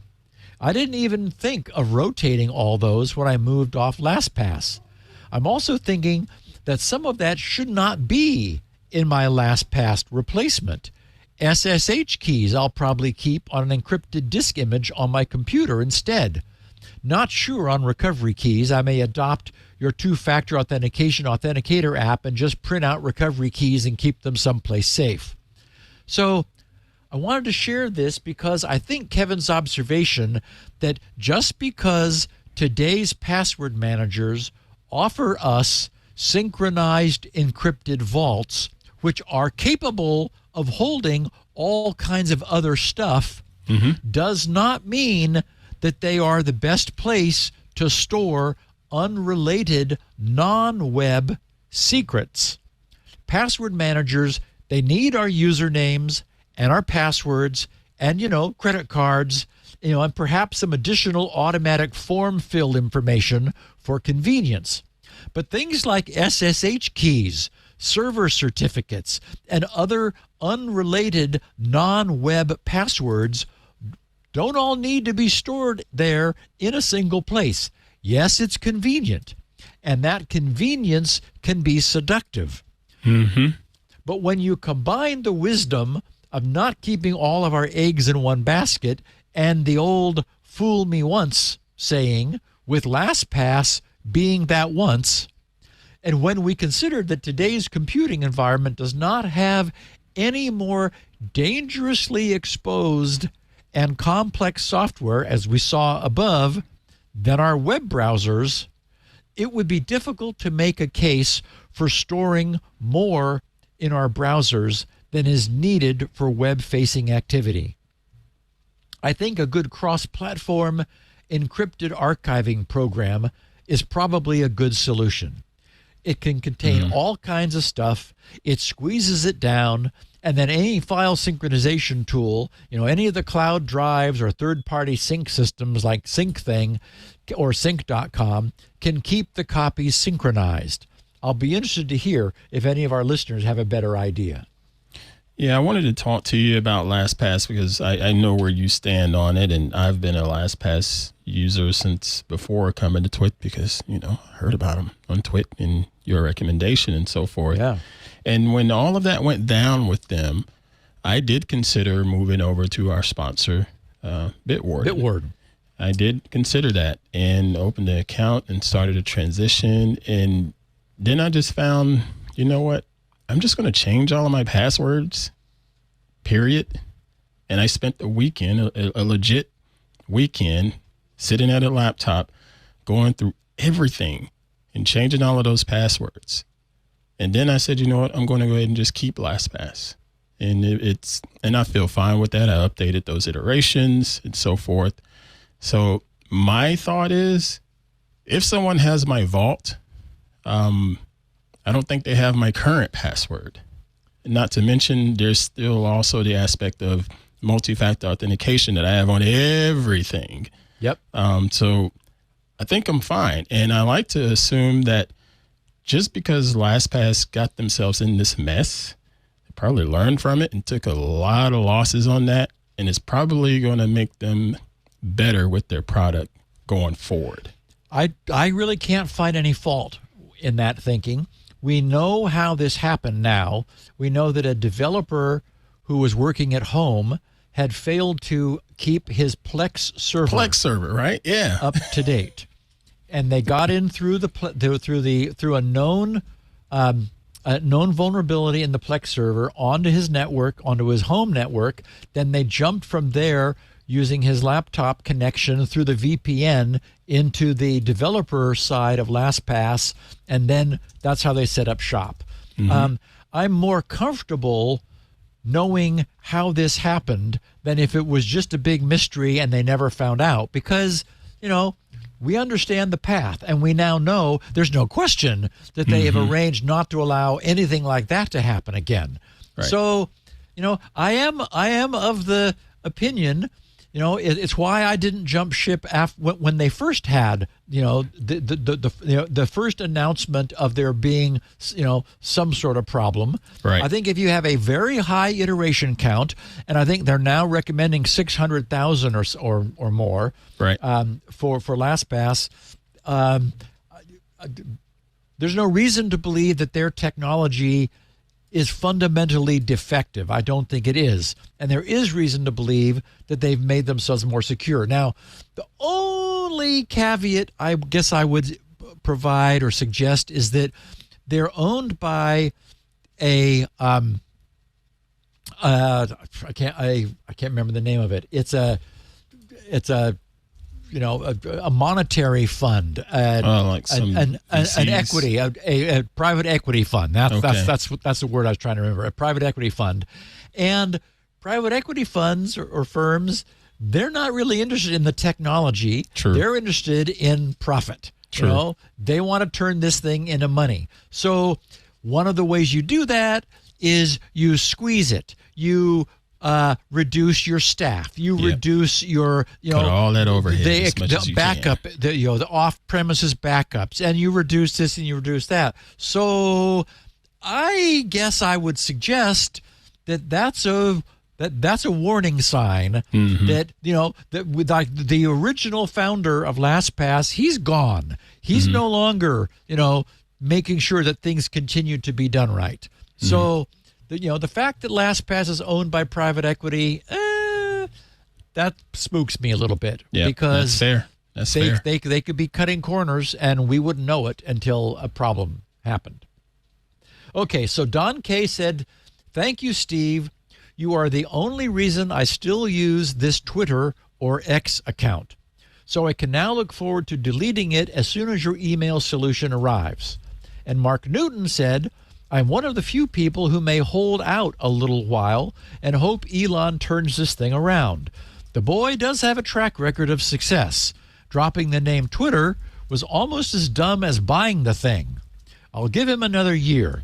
It will either be turning around or Twitter/X will be a thing of the past. Now, you weren't here, but last week I announced that, I thought that Elon's statement the previous day, Monday, a week ago, that he was going to charge everybody, it would no longer be free, I thought that spelled the end of Twitter. So I explained that I would be putting together an email system in order to send what I'm normally sending by tweet, and to create a spam-free means for people to get back to me.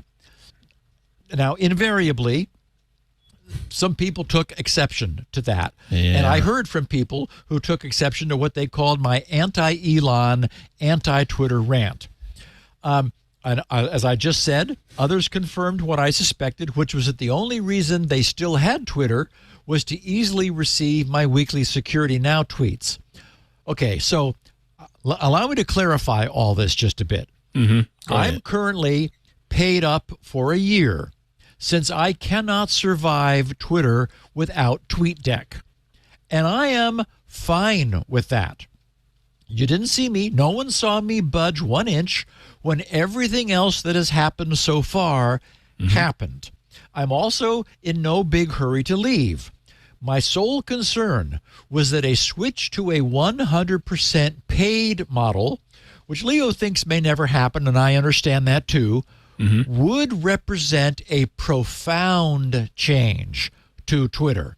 I don't know how big, but I mean, big enough that Leo says, nah, that'll never happen. I mean, because it would be huge. I'm already paid up, as I said, so it makes no difference to me one way or the other. But if there are people, and I have heard from many since, who are only on Twitter to obtain my weekly tweets, then I disliked the idea of any of our listeners feeling that they needed to go paid just to continue to receive that Twitter feed from me. Yeah. I wanted those people to know that there would be an alternative means for obtaining that information. GRC currently has no means at the moment for receiving any for reaching any community outside of Twitter. So, as I mentioned before, I had planned and do to remedy that once SpinRite is released.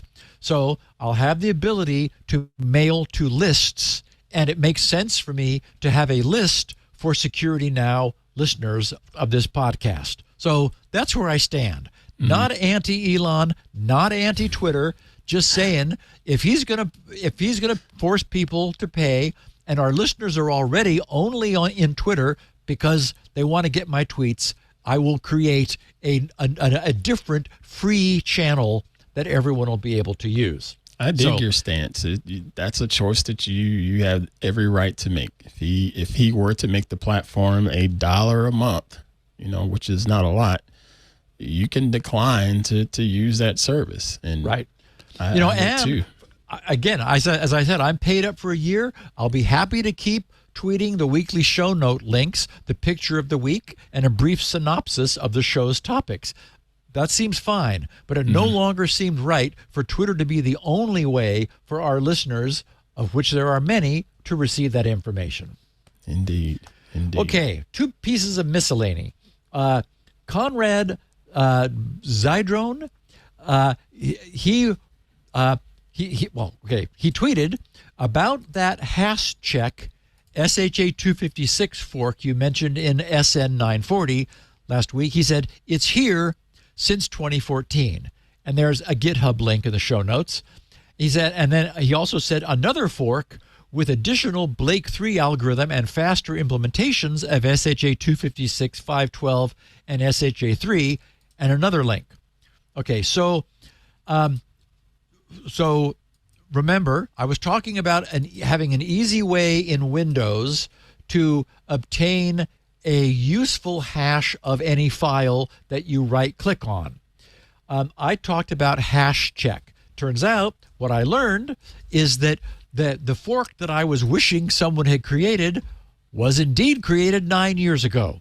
And it's on GitHub. Love it when that happens. Yes. So I made it. I created a GRC shortcut for it. It's not the shortcut of the week. It's the shortcut is hash check. So the URL is grc.sc, for shortcut, grc.sc/HASHCHEK, hash check. If you use that link, that'll bounce you over to the GitHub release downloads page, and you can grab it. It's digitally signed. I immediately installed it. It's great. It's got all the modern hashes that we want. It's exactly what I was asking for last week, and it's existed for quite some time. So thank you. A bunch of people told me that there have been updates. So I just quoted Conrad's. Thank you very much. Nice. And finally, last week's podcast was titled When Hashes Collide. It's finally safe to say that it made one library information scientist very happy. The guy who inspired the podcast and that title, he wrote, "Hi, Steve!" ! He said, "I was absolutely floored while listening to the show on Friday morning to hear that my question was turned into a truly fascinating and very useful deep dive. Our patron population, that is of his library, is a bit larger than 5,000 individuals. It's actually closer to 400,000. He said, I did say a large public library system in Ohio, and Ohio is known to be the land of the libraries, at least in certain circles. But the topic you presented is still, of course, very much applicable. And then he said, the idea of deliberately using the birthday paradox and further obscuring personally identifiable information by manipulating the number of bytes produced by the cryptographic hash is an absolutely brilliant way to add a meaningful layer of protection to the pseudonymized data. Controlling the probability of collisions within the population of patrons is something I didn't even realize I was looking for, to give a small degree of uncertainty to the pseudonyms. Once again, an absolutely fantastic explanation of such a complex topic. Bravo. Okay, well, it's a bit embarrassing to read that, but thank you, Ray. What most pleases me is that Ray got it completely. It turned out to be exactly what he was looking for, and he's already turned the concept into working code. He calls it the stochastic pseudonymizer. And for anyone who's curious, I have a link to his GitHub project in the show notes. So, Ray, thank you for the closure and for being the incentive and the inspiration for a little bit of deep dive nerdism, which we had fun with last week. Pretty cool. After you tell us about our third and final sponsor, I'm going to explain to everyone why I titled today's podcast, We Told You So. And tell you, we'll I'm know looking forward to that. We'll know who told who what. I am looking forward to that, sir. Yes, this is another fine week here on Security Now with Mr. Steve Gibson. And we're going to go ahead and take a quick break and thank this week's sponsor. The fine folks at Melissa is bringing you this episode of Security Now. The contact data quality experts.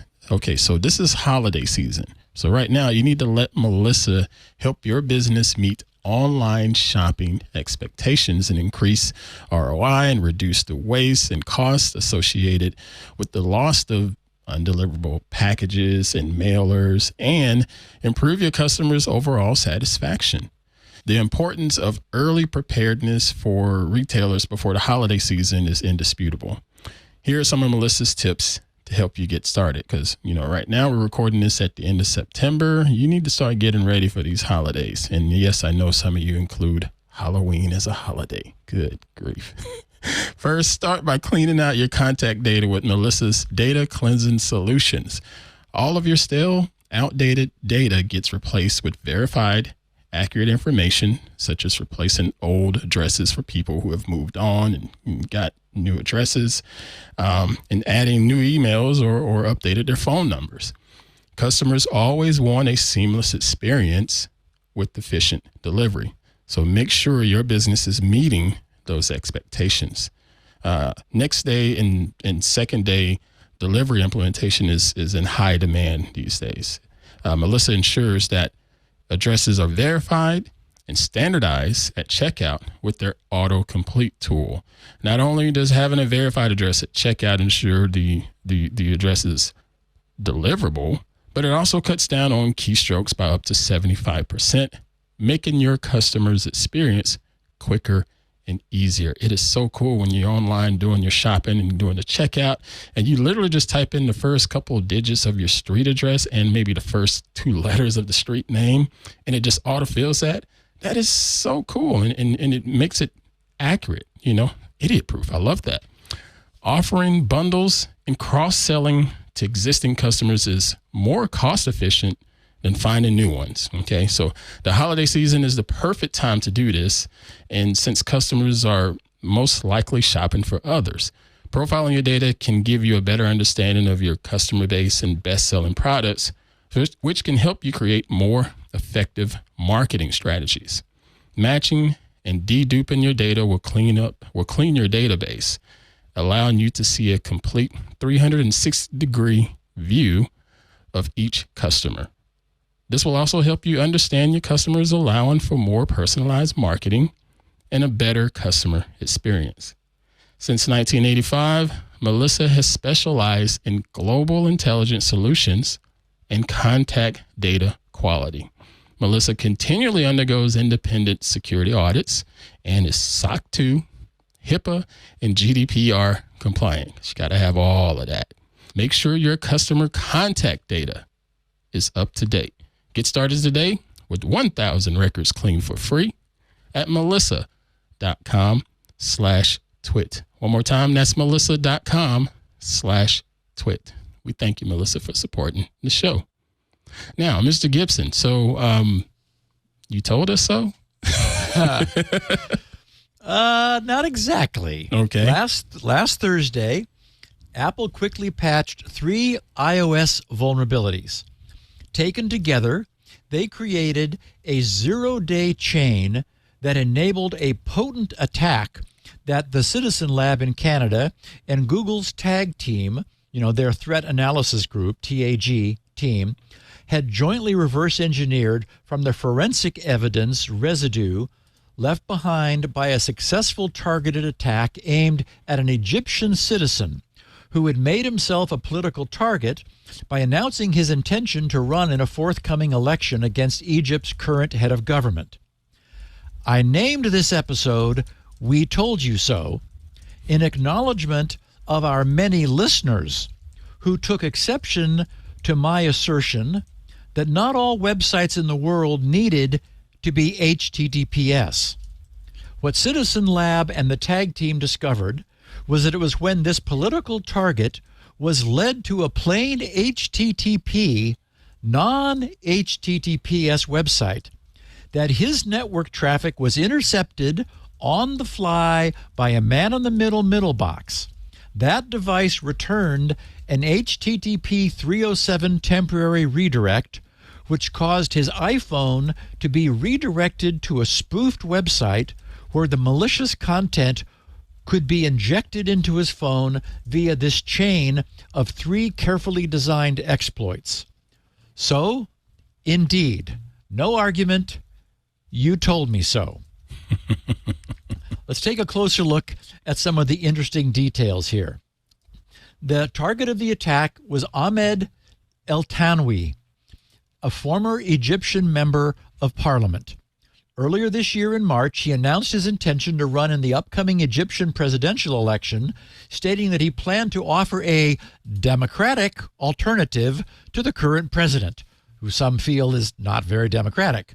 His Following his announcement, he, his family members, and supporters have been subjected to harassment, including reports of arrests of 12 family members. Egypt's current president, Abdel Fattah el-Sisi, has been in power since 2014 when he led the military overthrow of President Mohamed Morsi. Sisi's been widely described as an autocrat.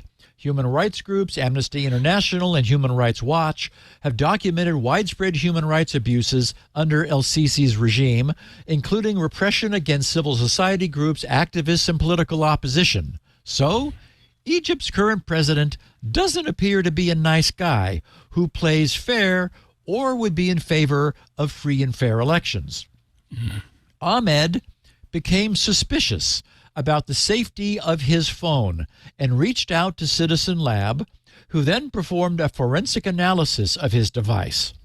Their analysis revealed numerous attempts to target Ahmed with Cytrox's Predator spyware. Citizen Lab has previously documented Cytrox Predator infections targeting the devices of two other exiled Egyptians, an exiled politician and the host of a popular news program who chose to remain anonymous.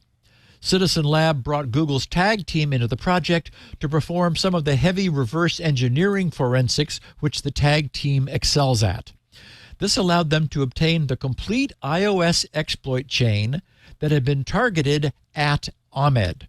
They initiated a responsible disclosure process with Apple, which assigned 3 CVEs to vulnerabilities associated with the chain. There was CVE 2023-41991, which was a security breach. A malicious app may be able to bypass signature validation. Whoops.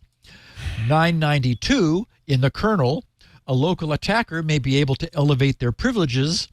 And 993 in WebKit, processing web content may lead to arbitrary code execution. And there again is a browser exploit. And we were just talking about the problem with browser security. The zero-day chain was hosted on sec-flare.com, and the exploit also contacted verifyurl.me.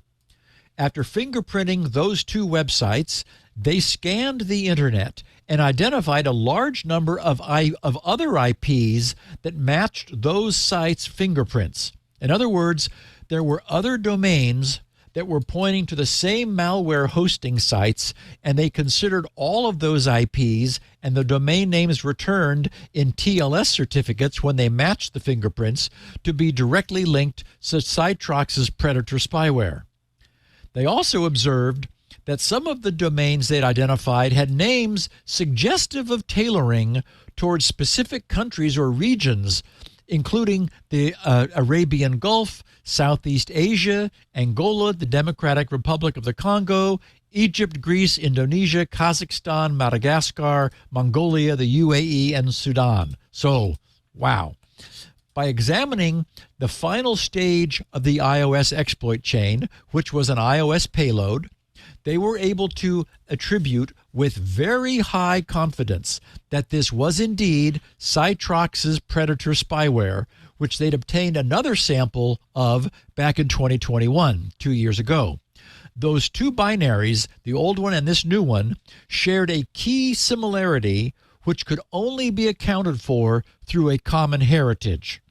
Okay, so what about this on-the-fly interception? This month of September and last month in August, when the target, Ahmed, visited certain websites without HTTPS from his iPhone using his Vodafone Egypt mobile data connection, he was silently redirected to a website at the domain c.betly, betly.me, via an on-the-fly network traffic injection. And that domain was among those that matched Citizen Lab's fingerprint for Cytrox's Predator spyware. The injection was triggered by a string match on the website specified in the HTTP host header, as well as the value of the user agent header. I'll note that while the target domain can also be seen at the start of a TLS handshake thanks to SNI, server name indication, subsequent TLS encryption blinds anyone who's eavesdropping from seeing additional connection details such as the user agent header, which they use in this case. But since HTTP leaves everything in the clear, the attackers were able to use these additional signals to reduce mistargeting, since they would not want non-targeted web traffic to be redirected. So as I said before, when the injection attack is triggered, the intercepting middle box immediately returned a 307 temporary redirect to the user's iPhone. That would be invisible to the user, and it also, the middle box, blocks the legitimate reply coming back from the server, which, would have come back from the authentic server. The body of the page which was returned from the malicious redirected website included 2 iframes, one which they described as containing apparently benign bait content. It was a link to an APK file not containing any spyware. But the second one was an invisible iframe containing a predator infection link hosted on that sec.flare-flare.com site. Next, they wanted to understand exactly where in the network this injection was being made. So they performed a bunch of tricky IP packet logic to localize the malicious middle box.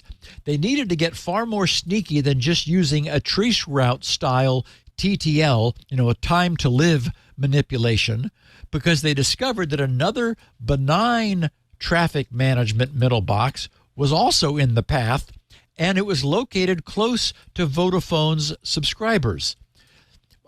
The reason that was a problem is that all the traffic that passed through it had its TTL reset, so it was not possible to from the iPhone send packets in a traceroute style with differing TTLs, causing a premature expiration of the packet that would allow you to map out the route.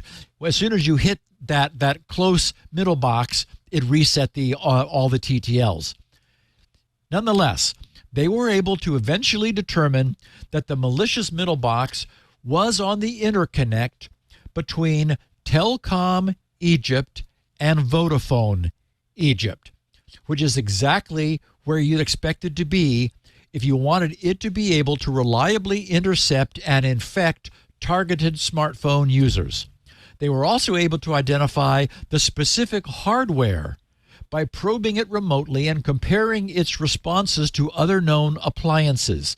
It is a commercial, off-the-shelf device made by a company called Sandvine, who has offices in San Jose, California, Sweden, Ontario, Canada, and India.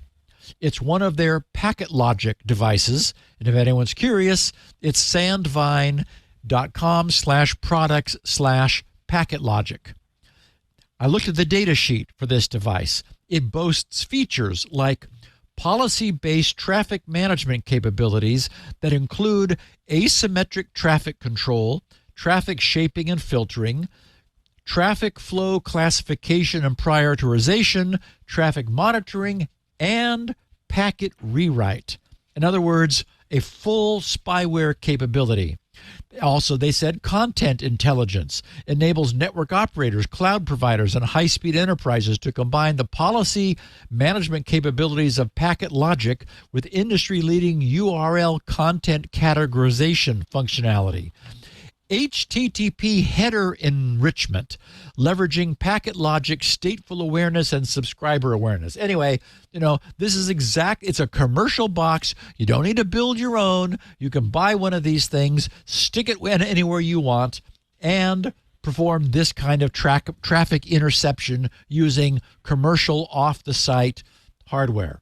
So this is just one SKU or multiple SKUs. The website looks like it has multiple SKUs. Oh yeah, there. they've got basically it's how much traffic, what volume of traffic do you want, and so they keep adding interface speed and more interfaces in order to get beefier and beefier devices.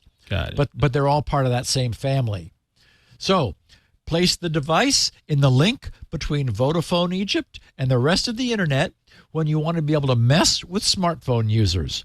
Citizen Lab also noted that they're unable to conclude whether this device sits on the Telkom Egypt side or the Vodafone Egypt side of the link, but it really doesn't matter.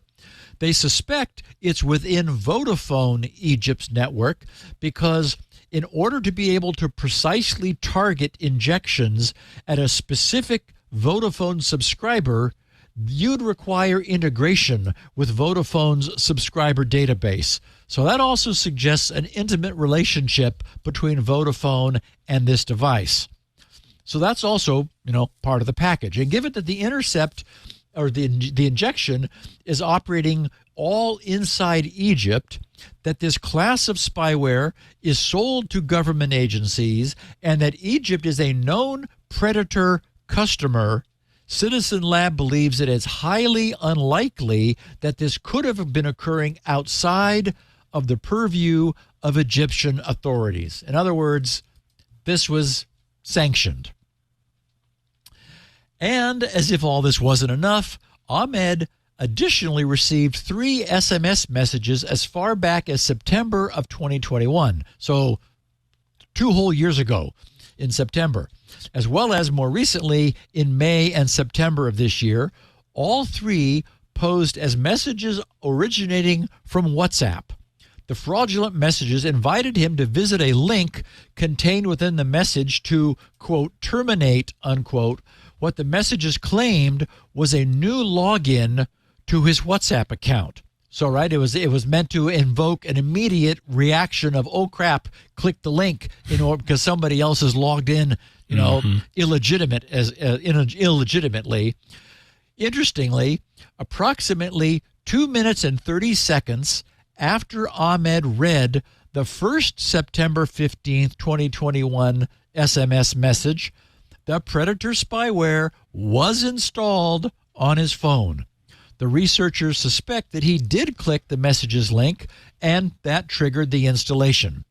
Since the 2023 messages contain nearly identical bait content, they believe that those messages were also attempts to install the predator spyware on Ahmed's phone. And, as if the point hasn't been driven home enough, Citizen Lab's write-up of their research concluded the following. They said, "Our research reveals the potential insecurities that run through the entire spectrum of the telecommunications ecosystem, including at the network layer, which can be exploited to inject malware on an unsuspecting user's device. Our internet communications are routed through many networks and middle boxes, some of which can be misused for malicious purposes, particularly if network requests flowing through them are not protected with cryptography. Although great strides have been made in recent years to encrypt the web, users still occasionally visit websites without HTTPS, and a single non-HTTPS website visit can result in spyware infection. Just one. Wow. This report should serve, they said, as a reminder of the importance of achieving a 100% rate of HTTPS adoption." So, yes, our listeners told me so. And just for the record, I never suggested that exactly this was not possible. In fact, I outlined exactly this architecture for such attacks. But there's also no question that HTTPS would have robustly blocked this particular attack. The non-SMS variant, it would not have blocked the SMS variant, which we saw did actually infect him 2 years ago. but certainly the HTTP attack, which relied upon on-the-fly traffic interception, would have been blocked. Okay, now, unfortunately, the only way to really prevent such attacks would be to remove HTTP support from the internet. And that still seems extreme. Right. It would break all non-HTTPS sites. You simply couldn't get there.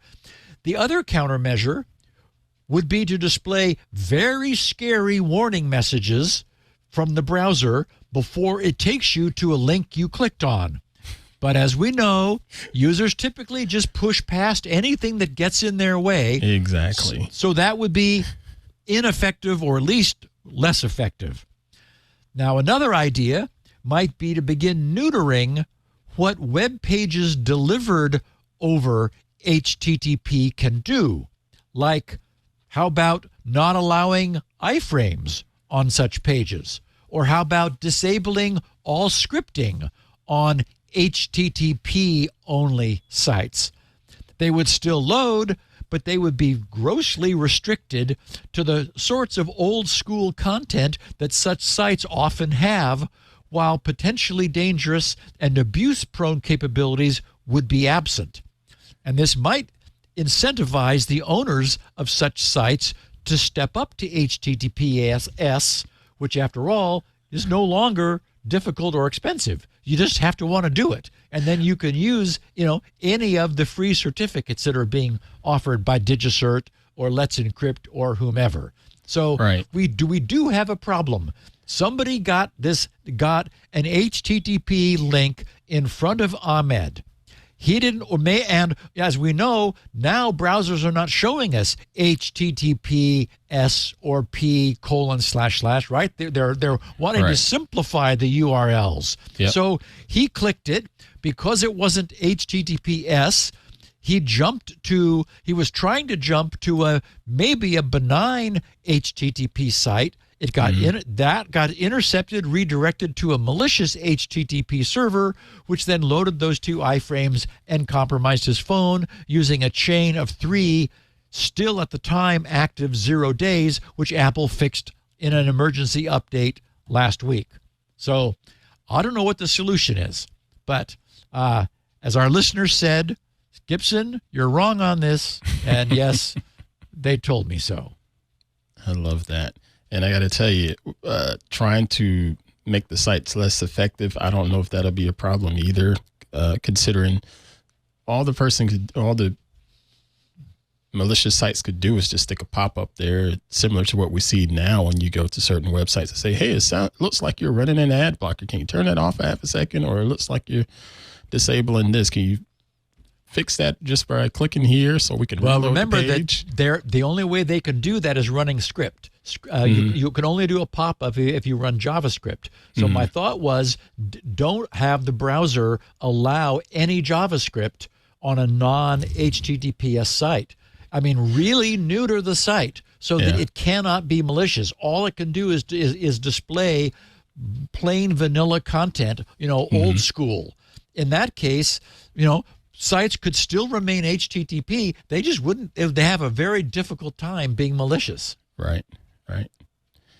Unfortunately, I still think that's a bit much to ask for some of the normal folks out here in these internets. What else?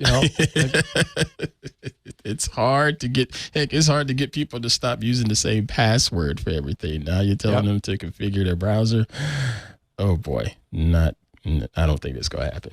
Man, Mr. Gibson, this has been a ton of fun and a ton of great information. I really enjoyed being here with you today on Security Now, and it's great to have you, Ant. Learning more and more. Thanks for standing in for Leo. I appreciate that. This is a lot of information, folks, with Mr. Gibson. So make sure you all are tuning in each and every Tuesday to Security Now. We have this go off. We're supposed to go live at about 1:30 p.m. Pacific, allegedly. never happens. It never happens that way. But so still just tune in. Just go to live.twit.tv each and every Tuesday, and you'll see us in here getting set up for the show each and every Tuesday. And for those of you that want to help support us here at Twit, you can also check us out on Club Twit and get ad-free versions of the show. Just go to twit.tv/clubtwit, and you'll be able to check out the different plans. We have the plan that is for $7 a month that gets you ad-free versions of the show. Also gets you access to our Discord server, access to other non-public Club Twit only content, such as an AMA that I'm going to be hosting today, this Thursday, with Mr. Lou Maresca from This Week in Enterprise Tech, as well as an interview I'm going to do next week with sci-fi author John Scalzi. That's only available in the club. So check it out, twit.tv/clubtwit, $7 a month, gets you that and more, as well as we offer some single show plans too. So if you're saying I can't do $7 a month, you can do a $3 a month plan as well and just get a single show. And all of that will help support us here at Twit. Mr. Gibson has all of his show notes here on Security Now in the show each and every week. He even offers a tiny file size of the download, right? Don't you have like this tiny 16 kilobit? Yep. It sort of sounds like this when we're doing the show. So my voice won't sound as good on that one, but it's still going to be great information from Mr. Gibson. So make sure you check that out. All right, everybody. Thank you all for tuning in for Security Now. Mr. Gibson, good to see you again. We shall see you buddy. next time. See you next time. Bye. Hey, I know you're super busy, so I won't keep you long, but I wanted to tell you about a show here on the Twit network called Tech News Weekly. You are a busy person, and during your week, you may want to learn about all the tech news that's fit to, well, say, not print, here on Twit. It's Tech News Weekly. Me, Micah Sargent, my co-host, Jason Howell. We talk to and about the people making and breaking the tech news, and we love the opportunity to get to share those stories with you and let the people who wrote them or broke them share them as well. So I hope you check it out every Thursday right here on Twit. Security.